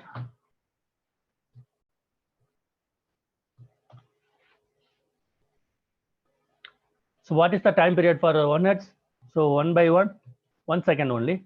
Like what is the time period for 50 hertz? 1 by 50, 0.02. That means 20 milliseconds. Likewise, what's the time period for 20 megahertz? 20, 1, 2, 3, 1, 2, 3. So it is coming like 0.000000005. So generally we can say the time period in the standard values. So I am going to say in the nanosecond. So divided by nanosecond means I think around 9 zeros, right? 1, 2, 3, 1, 2, 3, 1, 2, 3. Oh, sorry, I have to multiply this. So 1 by 20, 1, 2, 3, 1, 2, 3, 20 megahertz into 1, 2, 3, 1, 2, 3, 1, 2, 3. So 50 nanosecond. Okay. So here I have to give the period of 50 nanosecond. 50 ns. Here you need to give in small letters only, ns. So simply the clock frequency I'm giving here. That's it. Apply. Okay. Then I have the option called run all. So I run the simulation.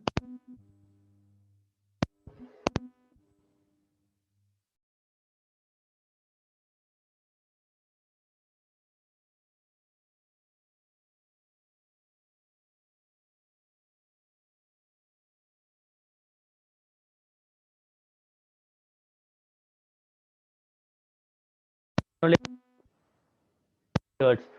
So the 50 hertz frequency is time is 20 milliseconds. So I can zoom this and I can come from the beginning. See that time period it is showing 0 millisecond, 10 milliseconds, 20 milliseconds, 30 milliseconds, 40 milliseconds, like that. See the from one cycle to one cycle. I'm taking this as a starting cycle, and then this as a one more as a ending cycle here. So 30 milliseconds minus 10 milliseconds, it's around 20 milliseconds. See here it will show the 20 milliseconds is 50 hertz, right? So this is a way of verifying the program. In real time, the clock will coming from the board. In simulation, manually we can give the clock. Clock frequency also important. If I change the frequency, then definitely my output frequency also will differ. Okay. So this is the way of verifying of the simulation. Got it? Any doubts? Then I will close the window.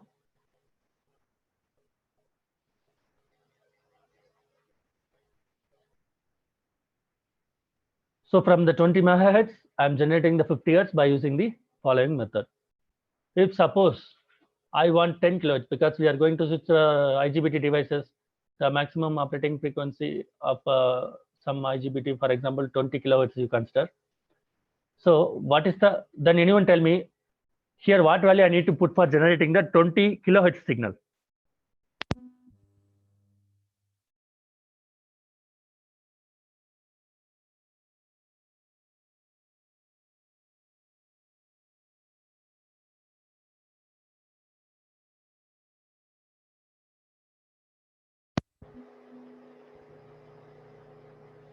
For 50 hertz, this is the value used by using this formula. So finally 400 kilosamples by 2 also we need to put, because 2 states are there. What is the frequency for, sorry, what is the value for 20 kilohertz? Anyone? Calculating? Sir, there are answers on chat box. Yeah, I will check it.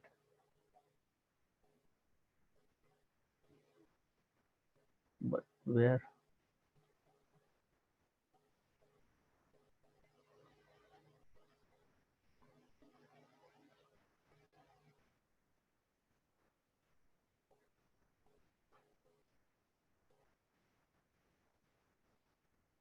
Zero 0.005. This is someone written 80,000. No, this is okay.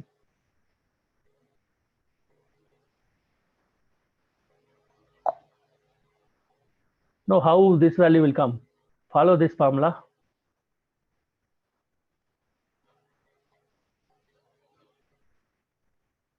See, number of samples is equal to sampling frequency by record frequency. Sampling frequency is nothing but 20 megahertz, our clock frequency, right? 20, 1, 2, 3, 1, 2, 3, 20 megahertz divided by, I need 20 kilohertz, 20, 1, 2, 3. So 1000 samples are required. Again, I have two states, 0 and high. So divided by 2 I can make. So 500. So here I need to put the value of 500 only. Okay. It's I asked number of samples only. So here you need to put the 500. Then you can get the square pulse with the frequency of 20 kilohertz. So anyone put the chat box, what is the time period for 20 kilohertz? So now I will simulate and I will see whether it is coming or not, we'll see. Time period for 20 kilohertz. Put it in the chat box.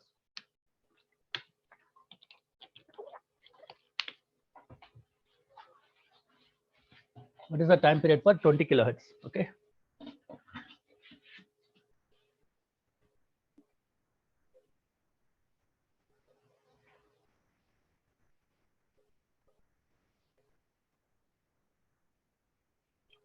What is the time period for 20 kilohertz?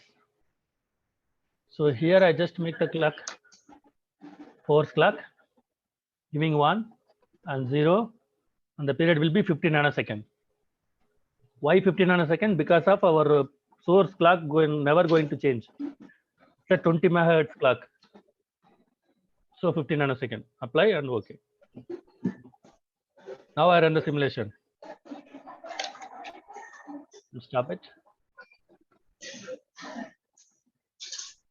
And I will zoom it. So I'm getting the square pulse. I just want to find the time period. So before anyone tell me what is the time period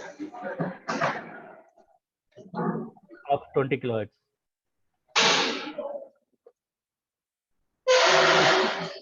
Not 20 kilohertz and not 20 megahertz. I asked for 20 kilohertz. 20 megahertz, 15 nanoseconds, okay. What is the time period for 20 kilohertz? Got my point? Don't get confused. Time period for 20 kilohertz.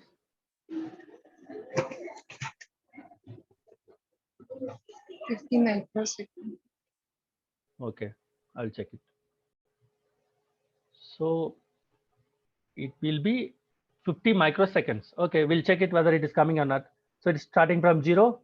So ending here around 50 microseconds. US means you know that 50 microseconds. Anyway, I can take one more curve here. And then I'm putting here.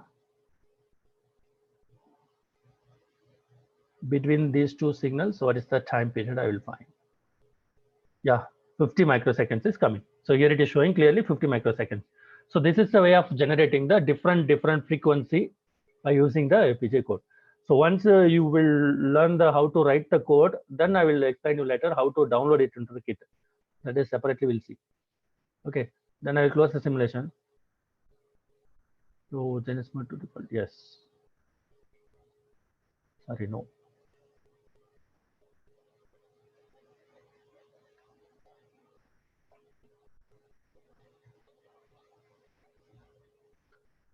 So now one more time, I'm going to take the same 50 hertz only. So 50 hertz means here 200,000. You got it. This is simple only. Clock frequency divided by record frequency. Then we can get one value. And between this frequency, we have two samples. No, so again divided by two. Two samples means two states. High and low is there. No, that's why I make it divided by 2. Okay. So now I need a 25% on time and 75% off time. So how I will do? Anyone give me the idea?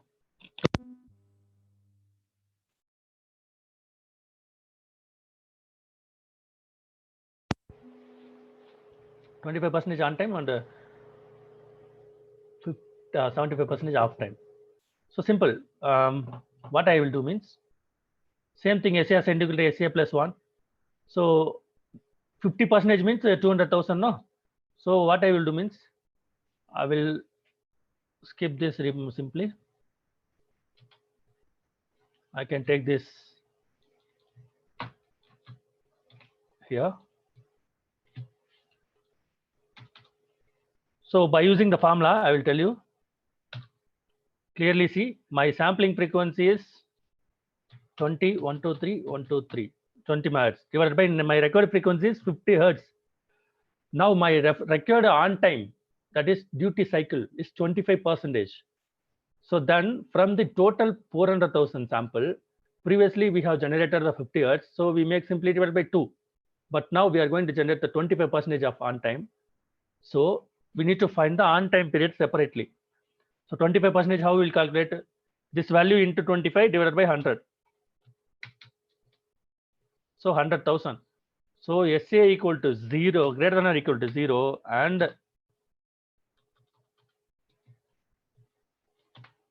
SA is less than or equal to 100,000. Then at that time I make is the high on. Else if SA is greater than or equal to 100, so I'm making here as a just less than 100,000, and SA is less than or equal less than 400,000. Then my SQR output I'm making into 0. And I need to repeat these samples now. So again, else if SA is greater than or equal to 400,000, then making SA I can do 0. So what is the concept now? We are counting the value of SA equal to SA plus 1. SA is 0 to 100,000, that means 25%.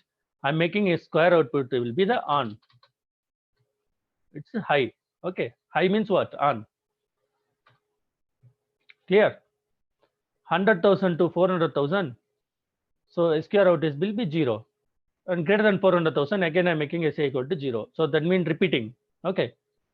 How we got it?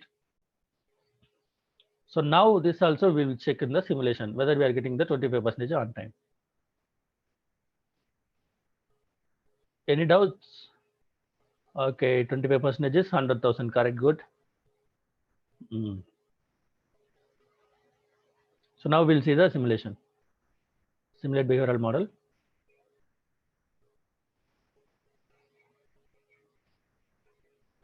Same thing. Again, I'm going to give the clock frequency. I'm going to get the output frequency, output signal.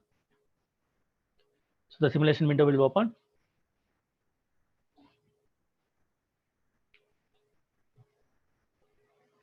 Then you can give here a clock, right click, force clock, and 1, 0, and the period will be 50 nanosecond because of 20 megahertz clock.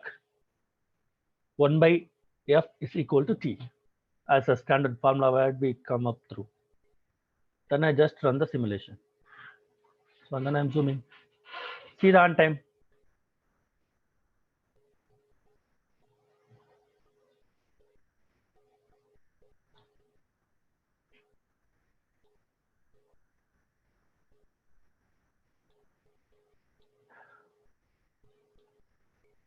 Can you able to see the waveform?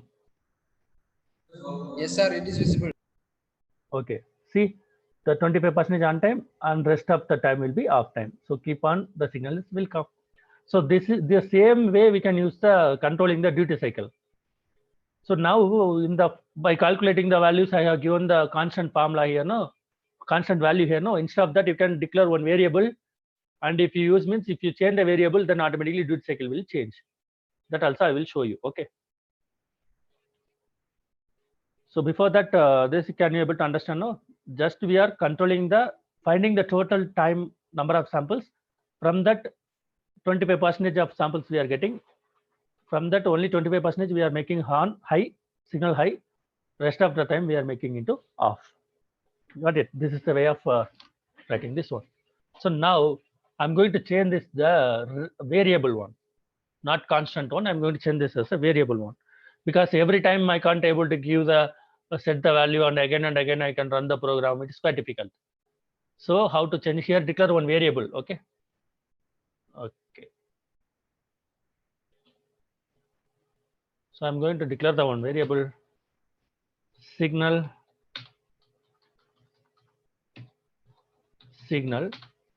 duty ratio I can give, because generally duty cycle means you can give 0 to 100 like that, but here we can't able to give 100. No, it should be multiplied with some value. Okay, here we can give the duty integer. Initially I'm giving some 20%. Okay, so I can take this duty here. So the comparison will be now variable, right?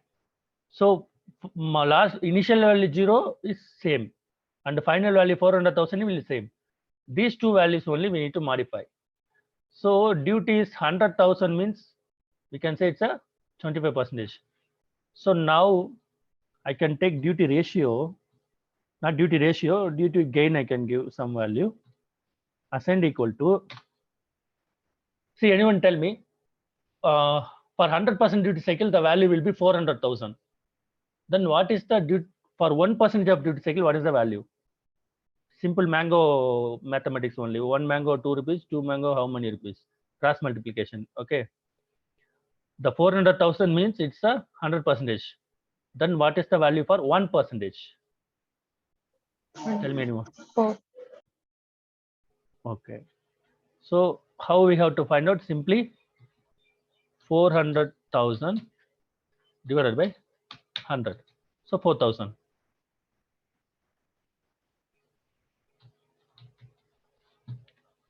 So value you are entering in terms of duty cycle, those value you have to multiply with the 4,000.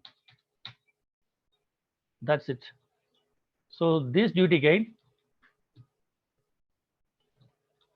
we have to compare here in these two places. So 0 to, for example, here duty is 25%. So 25 into 4,000, you can get 100,000. So 0 to 100,000 means on. Again, 100,000 to 400,000 means off. Like that, we have to write the code. So now I have given the duty cycle of 20%. So see, now I'm going to change it to 75 here. We can see the simulation. Okay. Automatically 75% on and 25% off, you can find out. So how this coding will execute? This duty is 75. So the duty gain will be duty into 4,000. So as per the formula, it will be 75 into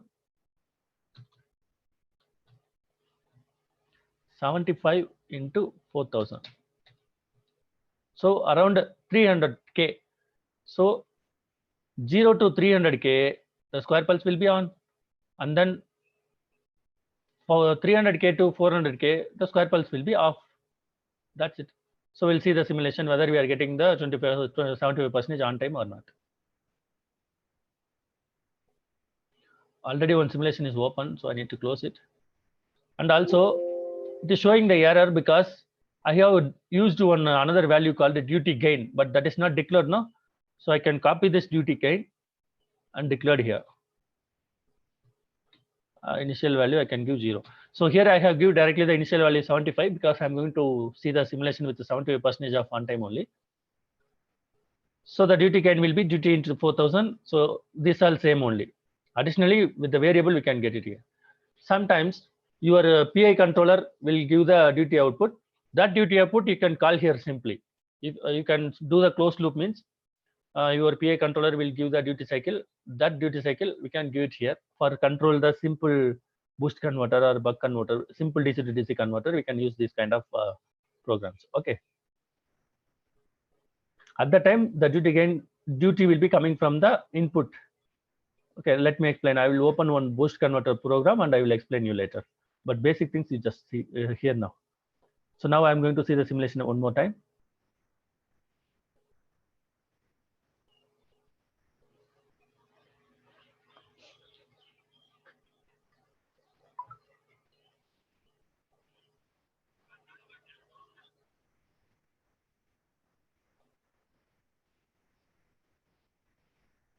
So I'm going to give the clock here.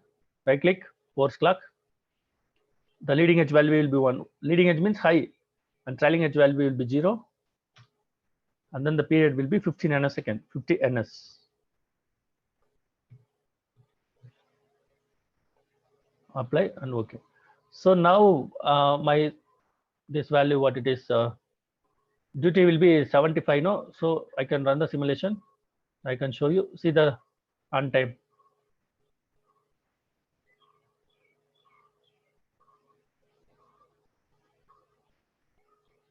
See 70% on and 25% off. 75% on, 25% off. Like that, keep on, it will come. Got it? This is a way of varying the duty cycle. Actually, it is look like something hectic, but it's not like hard. By writing the story, we can write the program. So we can simply count one counter, and by comparing that one, I'm just making it high, low, like that. Generally, VHDL means very hard, difficult language, like that. People will think it's not like that. If you know the basics, then it will be very easier compared to any other platform. And if you have any C program basic idea, means then it will be more easier. Okay. Okay, then understand now? Any doubts? Please ask. Then I will tell you how to implement and how to download also. Any doubts?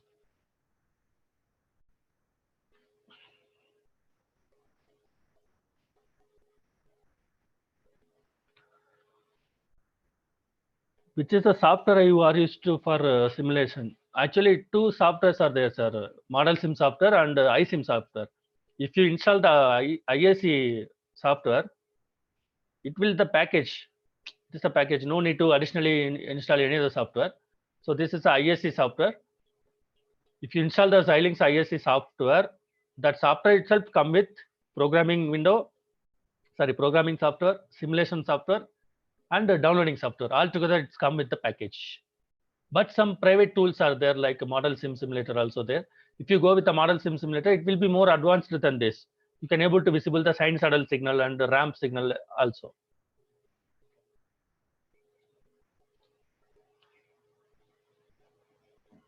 Any other doubts?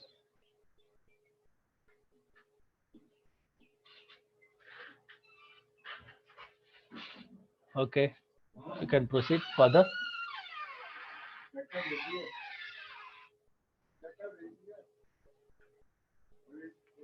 Okay, now we generated the coding with 70% on time and 0%, sorry, 25% off time.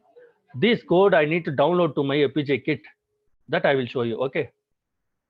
So for that, I can give right click, new source, implementation constraint file. I need to add the address of the pin number. Okay, implementation constraint file. I can give the pin numbers, name as a pin, and I'm giving next, finish. Then one more window will come. So in this window only, I'm going to write the pin number. Okay, this is also one of the way.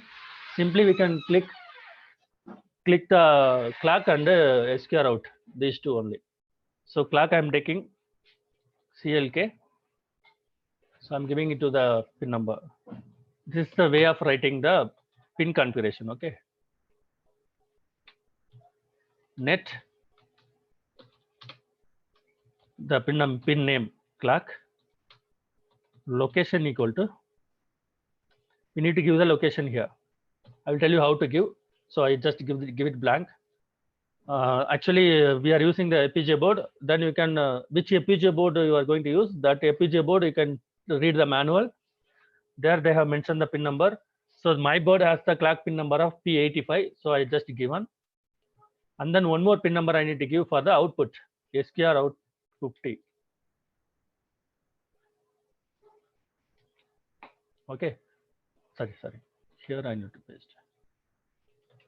For that also I need to take one pin number. So for that from the manual, I will take the pin number. I think it is.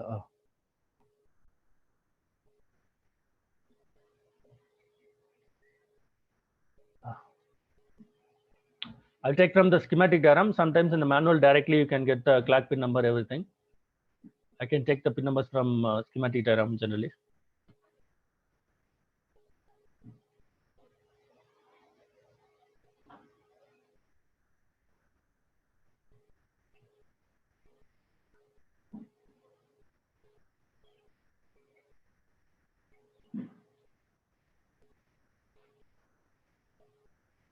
So clock pin number I have declared CLK.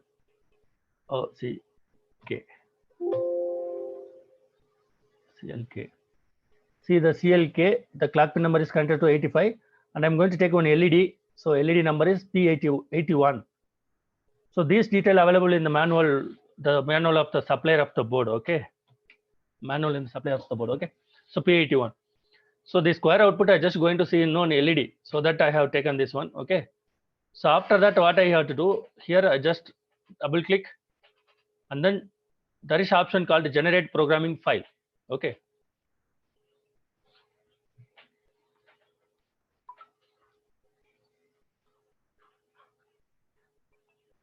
So it will take some time to generate the file. That means I told you some steps. The entire program will be converted into logic cells. Then logic cells is connected with the pin numbers. Then it will create and give one .bit file. Hello. FPGA board eduthu LX9 board.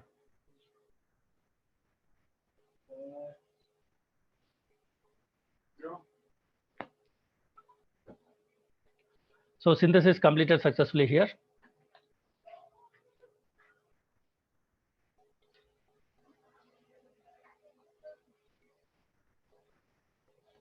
So in between any doubts, please ask.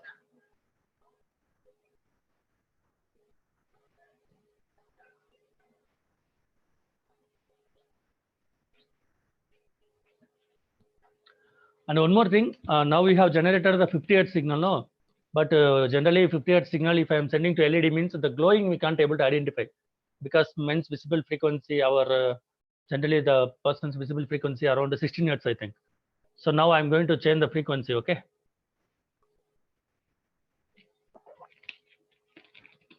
Or else I will change to 1 second. I will make it 1 second on and 1 second off. So I'm going to modify the program. So duty I can give 50 directly here. So 0.5 second on, 0.5 second off, like that will do. So anyone tell me the number of samples required for generating 1 Hz? 1 Hz. Now I'm going to generate the 1 Hz waveform, because I'm going to send it to LED for blinking purpose. 50 Hz if I send means I can't able to see the blinking. So anyone please type what is the number of samples for 1 Hz. Because we have generated a 50 Hz and 20 kilohertz. Now I need 1 Hz. What is the number of samples for 1 Hz?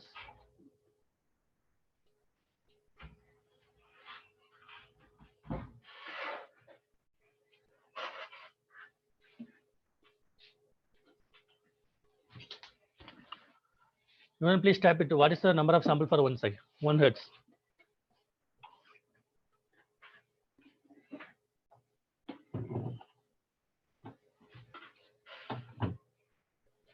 Supply lang utan mo.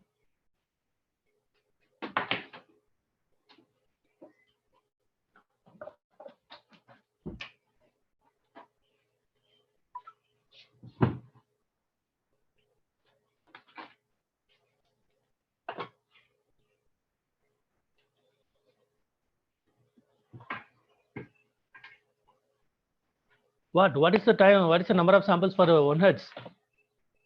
Simple, same formula you can use. What is our clock frequency? 20 megahertz, right? 20, 1, 2, 3, 1, 2, 3. 1 hertz means divided by 1. That's it. So now I'm going to give this value. Okay.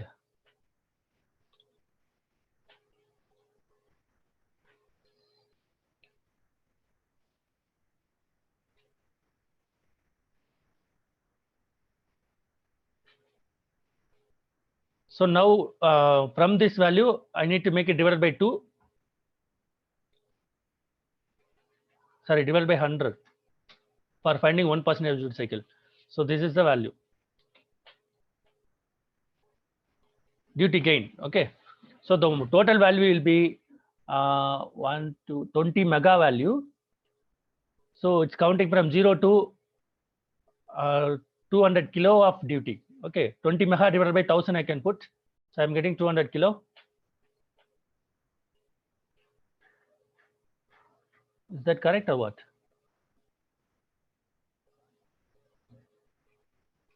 One, two, three, 1, 2, 3.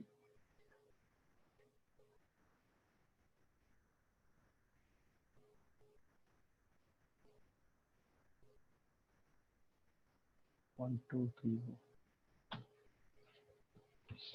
Okay. If you feel doubt means we can do the simulation and confirm it once.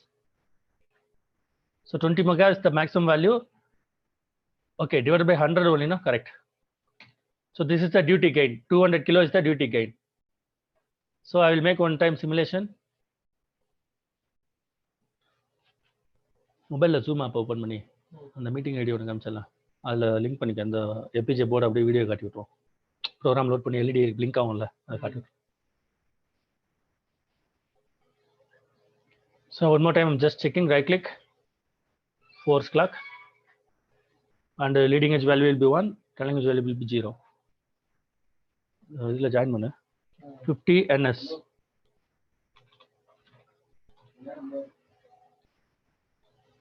And then just running and zooming. So parallelly I have modified the code now. So parallelly I'm going to generate programming file.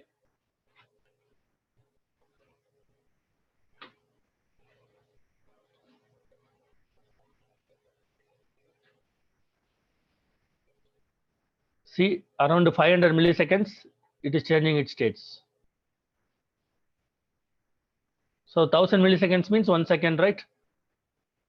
So I will pause and zoom you after some cycle of run. It is taking some times because we have generated a 1 second waveform. 1 second means 1 hertz, 1 by t. Okay. Why I made this means I'm just going to show you the LED blinking only. So for identification purpose, I have made same thing. If you count the DS also, you can get the square pulse. Okay, anyway, break.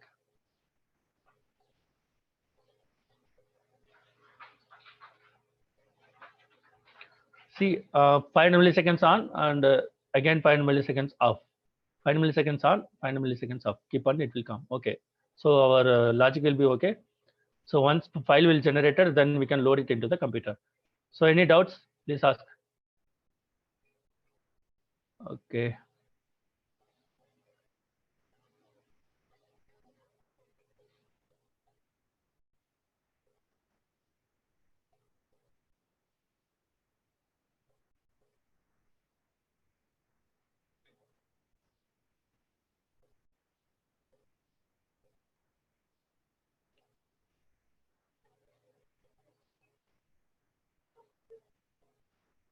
So it will take some time to generate the file. So in between, any doubts, please ask.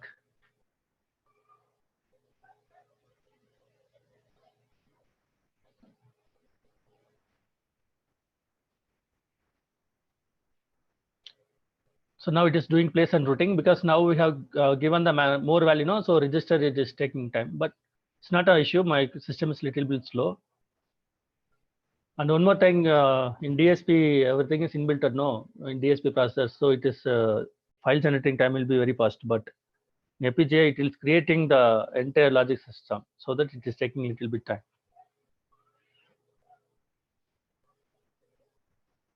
Browser le open. Correct browser is. So it's almost going to finish. So generate post place and route.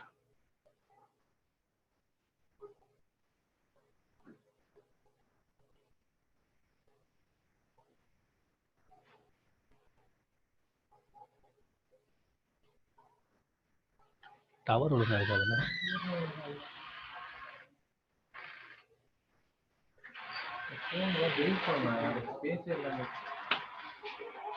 So now it is in the endpoint generate programming file.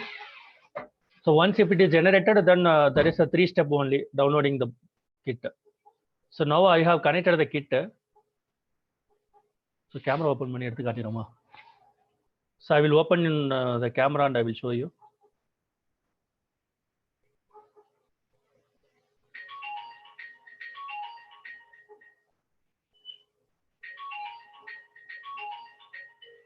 Can you able to see the camera? Length பத்தல போல போர்டுக்கு.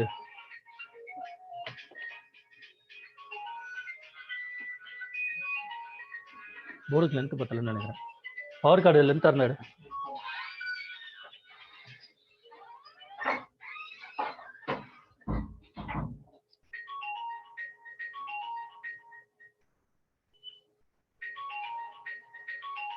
So now it is showing file is generated successfully.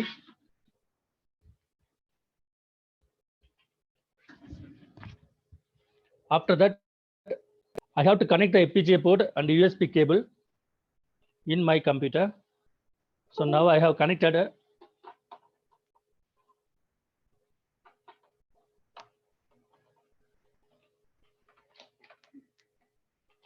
I will show you the video later. So after that,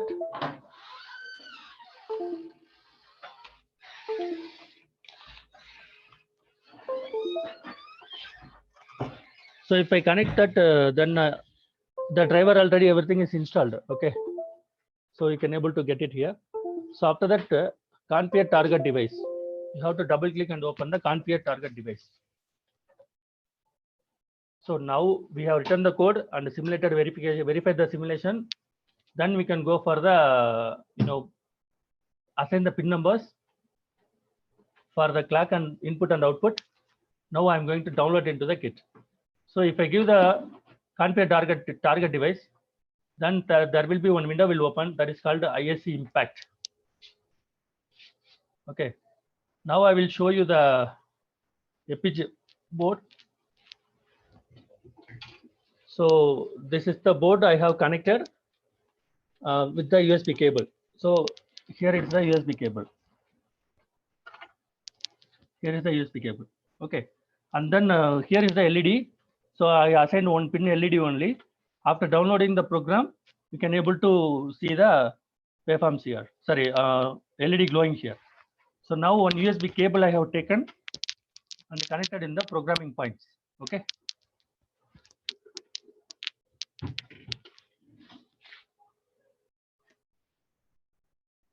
After connection, after that, that impact will open. I told you, once if you generate the programming file, then there will be the option configure target device. If you do that, you can find the impact window. So double click the boundary scan. There is 3 options.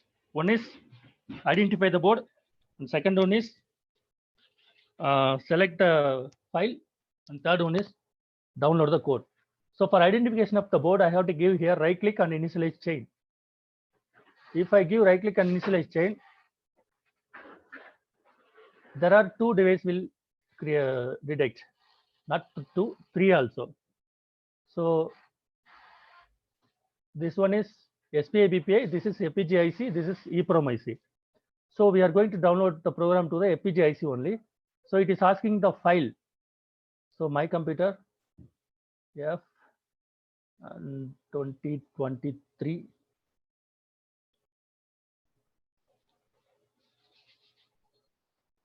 So this is our program, sample SQR. So in that location, you can find one file called sqr.bit. So this sqr.bit, you have to double click. And rest of the files you can give no and cancel all and okay. So now file also we have selected and then right click and program. So if I do that, then program is downloaded. So I will show you the LED blinking in your in the screen.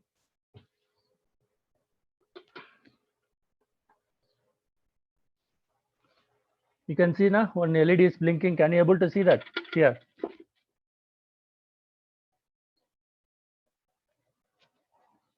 So this is our signal, square pulse signal. Can you able to see that? Sir, my video is coming or what, sir? Okay, okay then. So the same signal I can send to this pin means I can take the DSO, okay?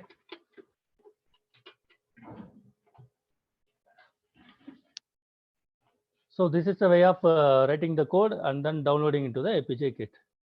Okay, then. Hope you understand all this. So now what I have told you, FPGA basics and Powertronic converter side usage and a simple program, basic program. And then I will show you one open the one combined closed loop program also then next, okay?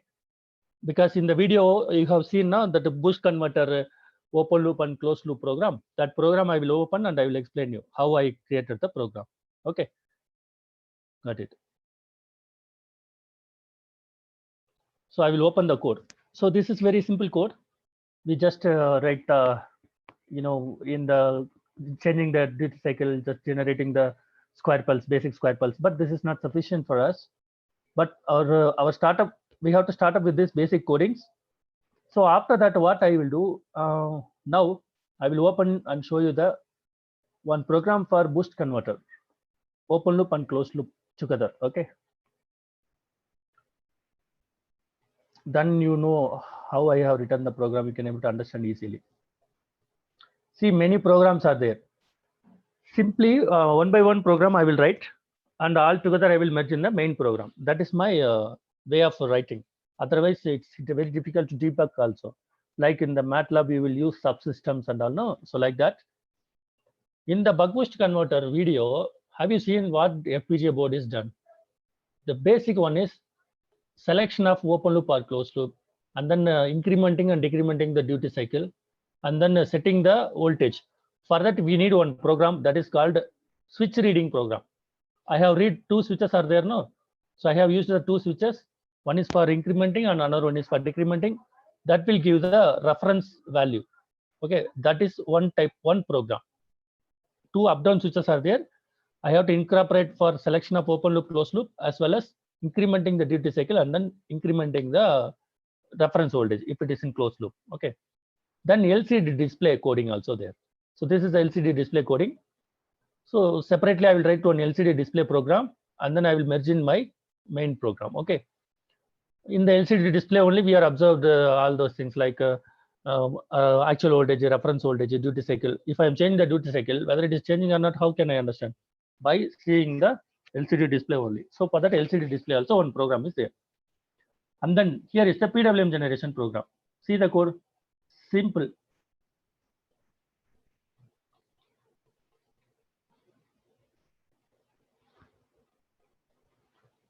See, I'm taking the clock input and one switch I have taken because on off switch.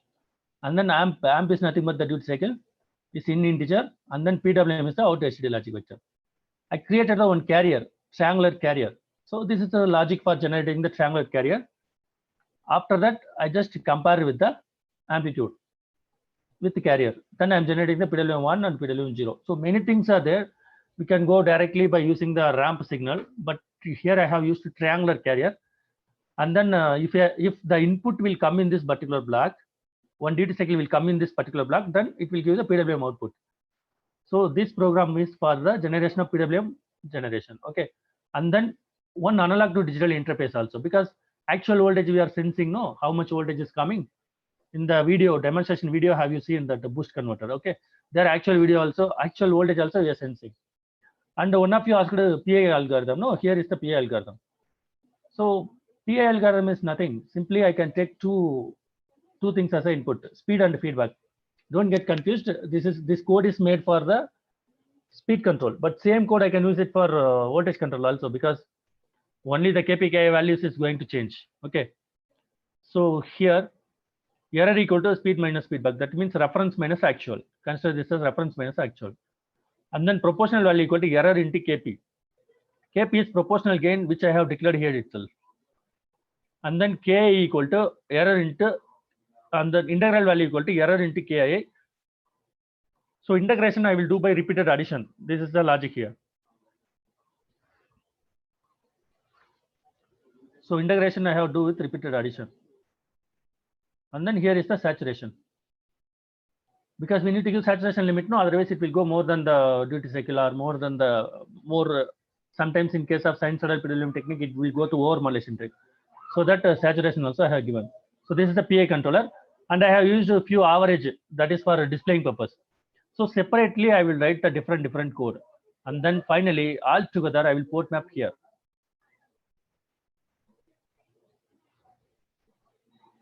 See, this is called port mapping. See, two switches I am giving to the switch read. This is the one program, okay? In this function call, like in the C function call will be there, no, like that. Separately, I'm writing one code, and then for that I'm giving the two switches input that will give the reference. This reference is coming to the PA controller input, and then V output also going in the PA controller output. The PA output is given to the second PA. This is actually voltage PA as well as current PA. Two PA controller. Outer loop will be voltage and inner loop will be the current. So this again it is coming here, and I out is coming from the ADC sensing. See, here is the ADC sensing. ADC code will give the I out values. After that, it will give the PA output. This PA output will go to generation of PWM pulse. So here on off reference selection. If it is open loop means, see, if it is open loop means reference selection will be the directly reference value. If it is closed loop means the reference selection will be the PA output value. So what I'm coming to say, individually we can write the code and merge together with the single program. Okay. So that's all about it. Any doubt, please ask.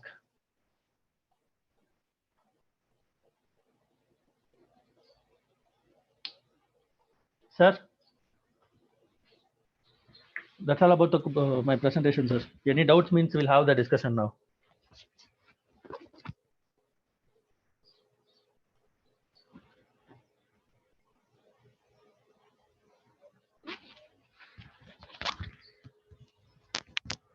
Sir, any doubt?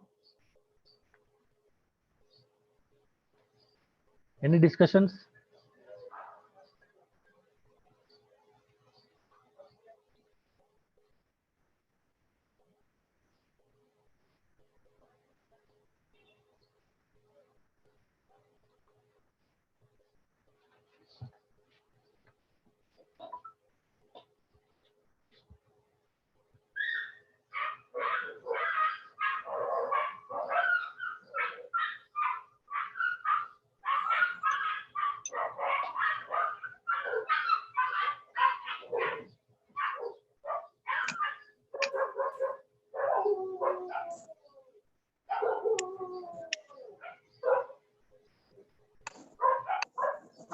Good afternoon, sir. Yes, ma'am. Yes, ma'am. So personally, I felt so happy with your session, sir. So it's a very nice session, and I'm very glad that I saw you for after a long time. And thank you so much for your invitation, sir. Yuraja, sir. Okay, ma'am. Okay, ma'am. Thank you. Thank you. So Thank you, ma'am. coming to the organizers, you have organized in a very beautiful manner, sir. So thank you so much. So thank you, ma'am. Thank you for your feedback.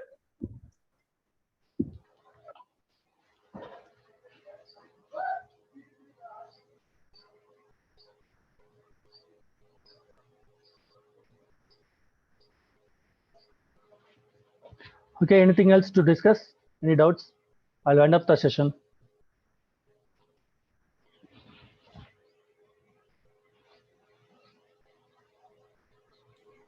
Any queries from audience? Please type in chat box, or you can ask directly.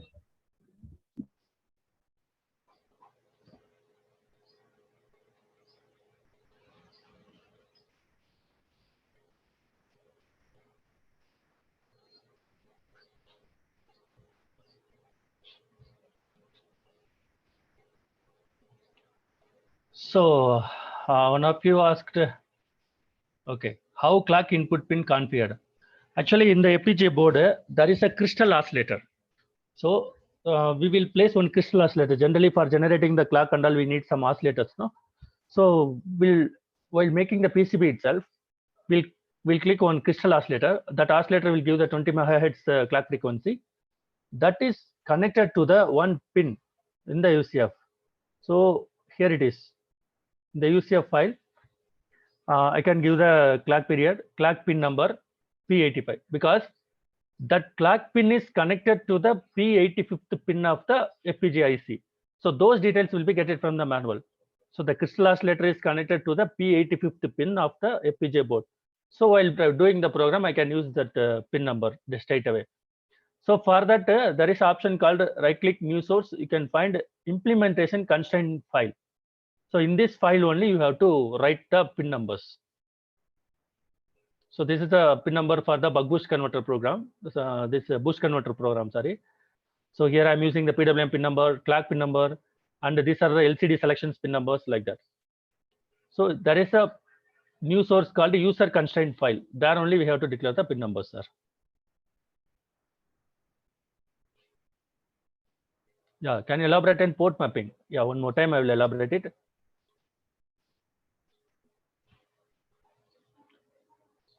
See, generally, if one single page, if you write all the program, it is quite difficult to debug also. And also for ADC and all, no need to write the program again and again. Already tested code will be there. We can take it and you can add it. So for that, what I will do, I can write a separate program. See, this is called the separate program. See, consider this PWM pattern. So in this program, you can find PWM pattern separate program. Okay, got it? So this is the entity of this particular program. So this is the main program. This entity I will copy in the component of main program. So this entity I will put the component in the main program. See the PWM pattern component of main program, and then from this component in the port mapping part, here see the PWM pattern map 3 PWM pattern port map input output. I just argument I will pass input and output. If I give the input, then it will give the output. That's it. So for that we have to use the input output entity as a component in the main program. These are the subprograms. All the subprogram entity, that is input output, will be the component of the main program. Okay, so then this is a way of writing the port mapping. Okay, see all are component. See here component of PI control, component of average. These all are the subprograms, and by passing the arguments I can make, this is the syntax. Map 1 file name port map of components. This is the syntax. Like map 3, this any name we can give, program file name, and then port map, and then input output argument pass, like function called in the MATLAB function also you can use the m file. Like that you can just give the file name, port map, and then input output pass. For example, if I delete that, then it will not come under this. If I'm giving the command line of this, then if I say means, see there is no PWM pattern. It is coming away from the main program. It's coming away from the main program. So if I give this and then say means it will come inside the program.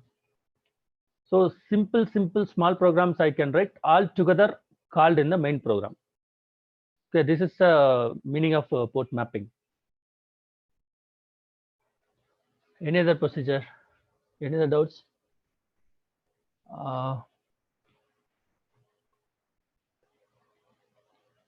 Is it like installation? Thank you. Okay, we can write the program in.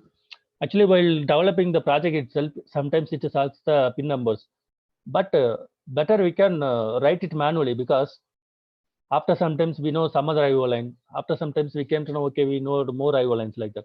So better while writing the program in the user constraint file, you can just type it, the UCF file. Like port mapping also, like sub functions only. You can write a separate program and all together command in the main program. That will be easier to debug as well as the same program, we can use it for some other code also. For example, for ADC, I have one program, separate program. That program, I can use it for my all kind of application like motor control, voltage control, current control, everything. So that will be the port mapping.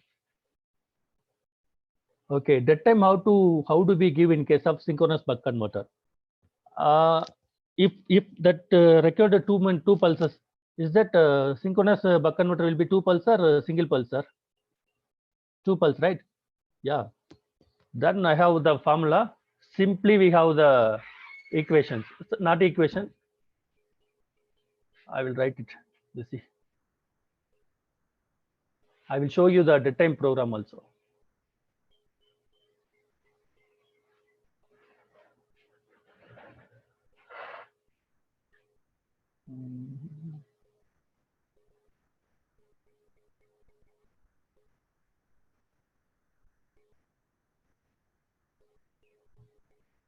Simply by giving AND OR gate, sir, we can create the dead time. So this is the program for giving the dead time.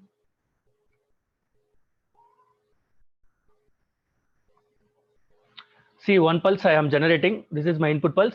I'm taking 2 pulse by with dead time. So for that, simply I can have one delay D1 equal to Dn and D1 equal to not of Dn.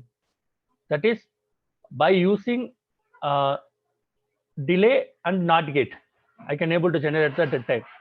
So for that, simple formula will be there. I will. How can I type here? I don't know.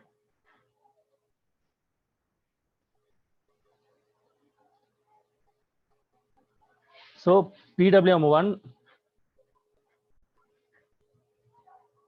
P1 is, you can generate one PWM, sir, and then the P1 is equal to P R gate of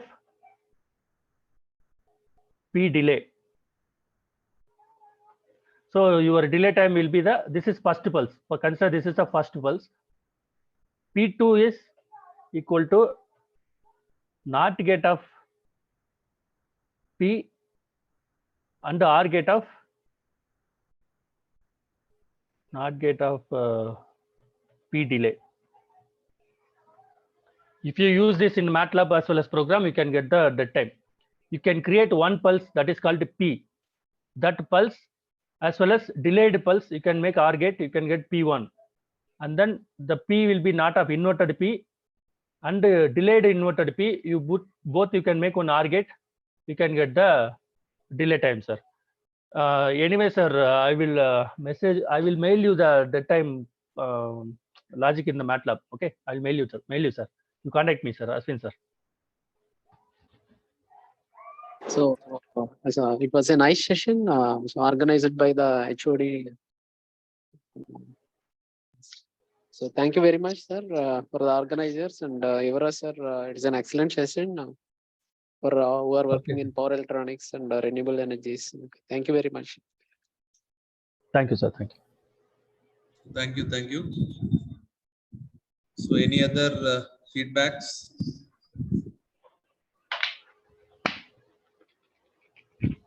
So is it possible to say in words instead of writing in chat box, ma'am?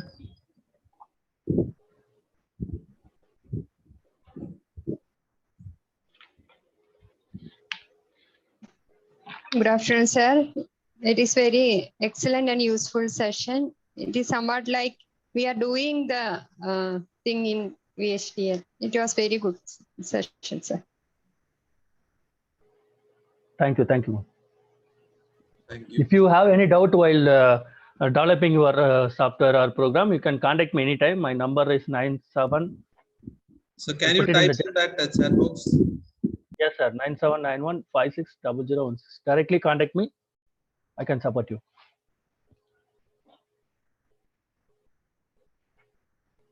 If you are doing your projects or any doubts, you can call, because we are working related research projects only.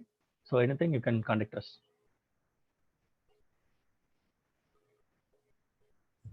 So I think we can wind up this Sir, session. can you share the contact number once more? It's already shared in chat box, ma'am. That in chat box.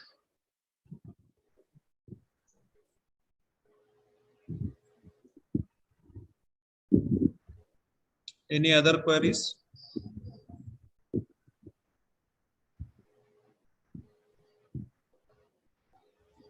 So this session is over. So this is the end of this 6 days FTP. Thank you all for cooperative participation for this particular FTP organized by Department of TKMC Kollam in association with University of Brunei Darussalam. And this FTP is sponsored by TechCube Phase 2. So thank you all participants and these excellent lectures provided by okay, sir. So thank you all for once again for this joining and participating, inquiring questions, the different questions. So actually, in all 6 days, this section was very interactive sections compared to all other sections. So thank you, sir, for delivering wonderful lecture, wonderful experience, particularly in FPGA control. Thank you, sir. Okay, thank you. So certificate will share in your drive soon. So thank you all. So thank you, sir. So I will contact you later. Okay, sir. Thank you. So as a factor of appreciations, we are giving one virtual memento to you, sir. Yeah.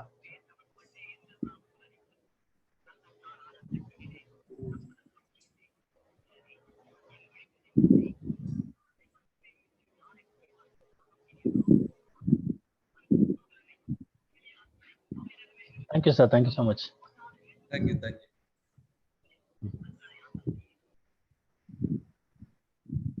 So all of you can leave now. So this FTP is over. Certificate will share later. Excuse me, sir.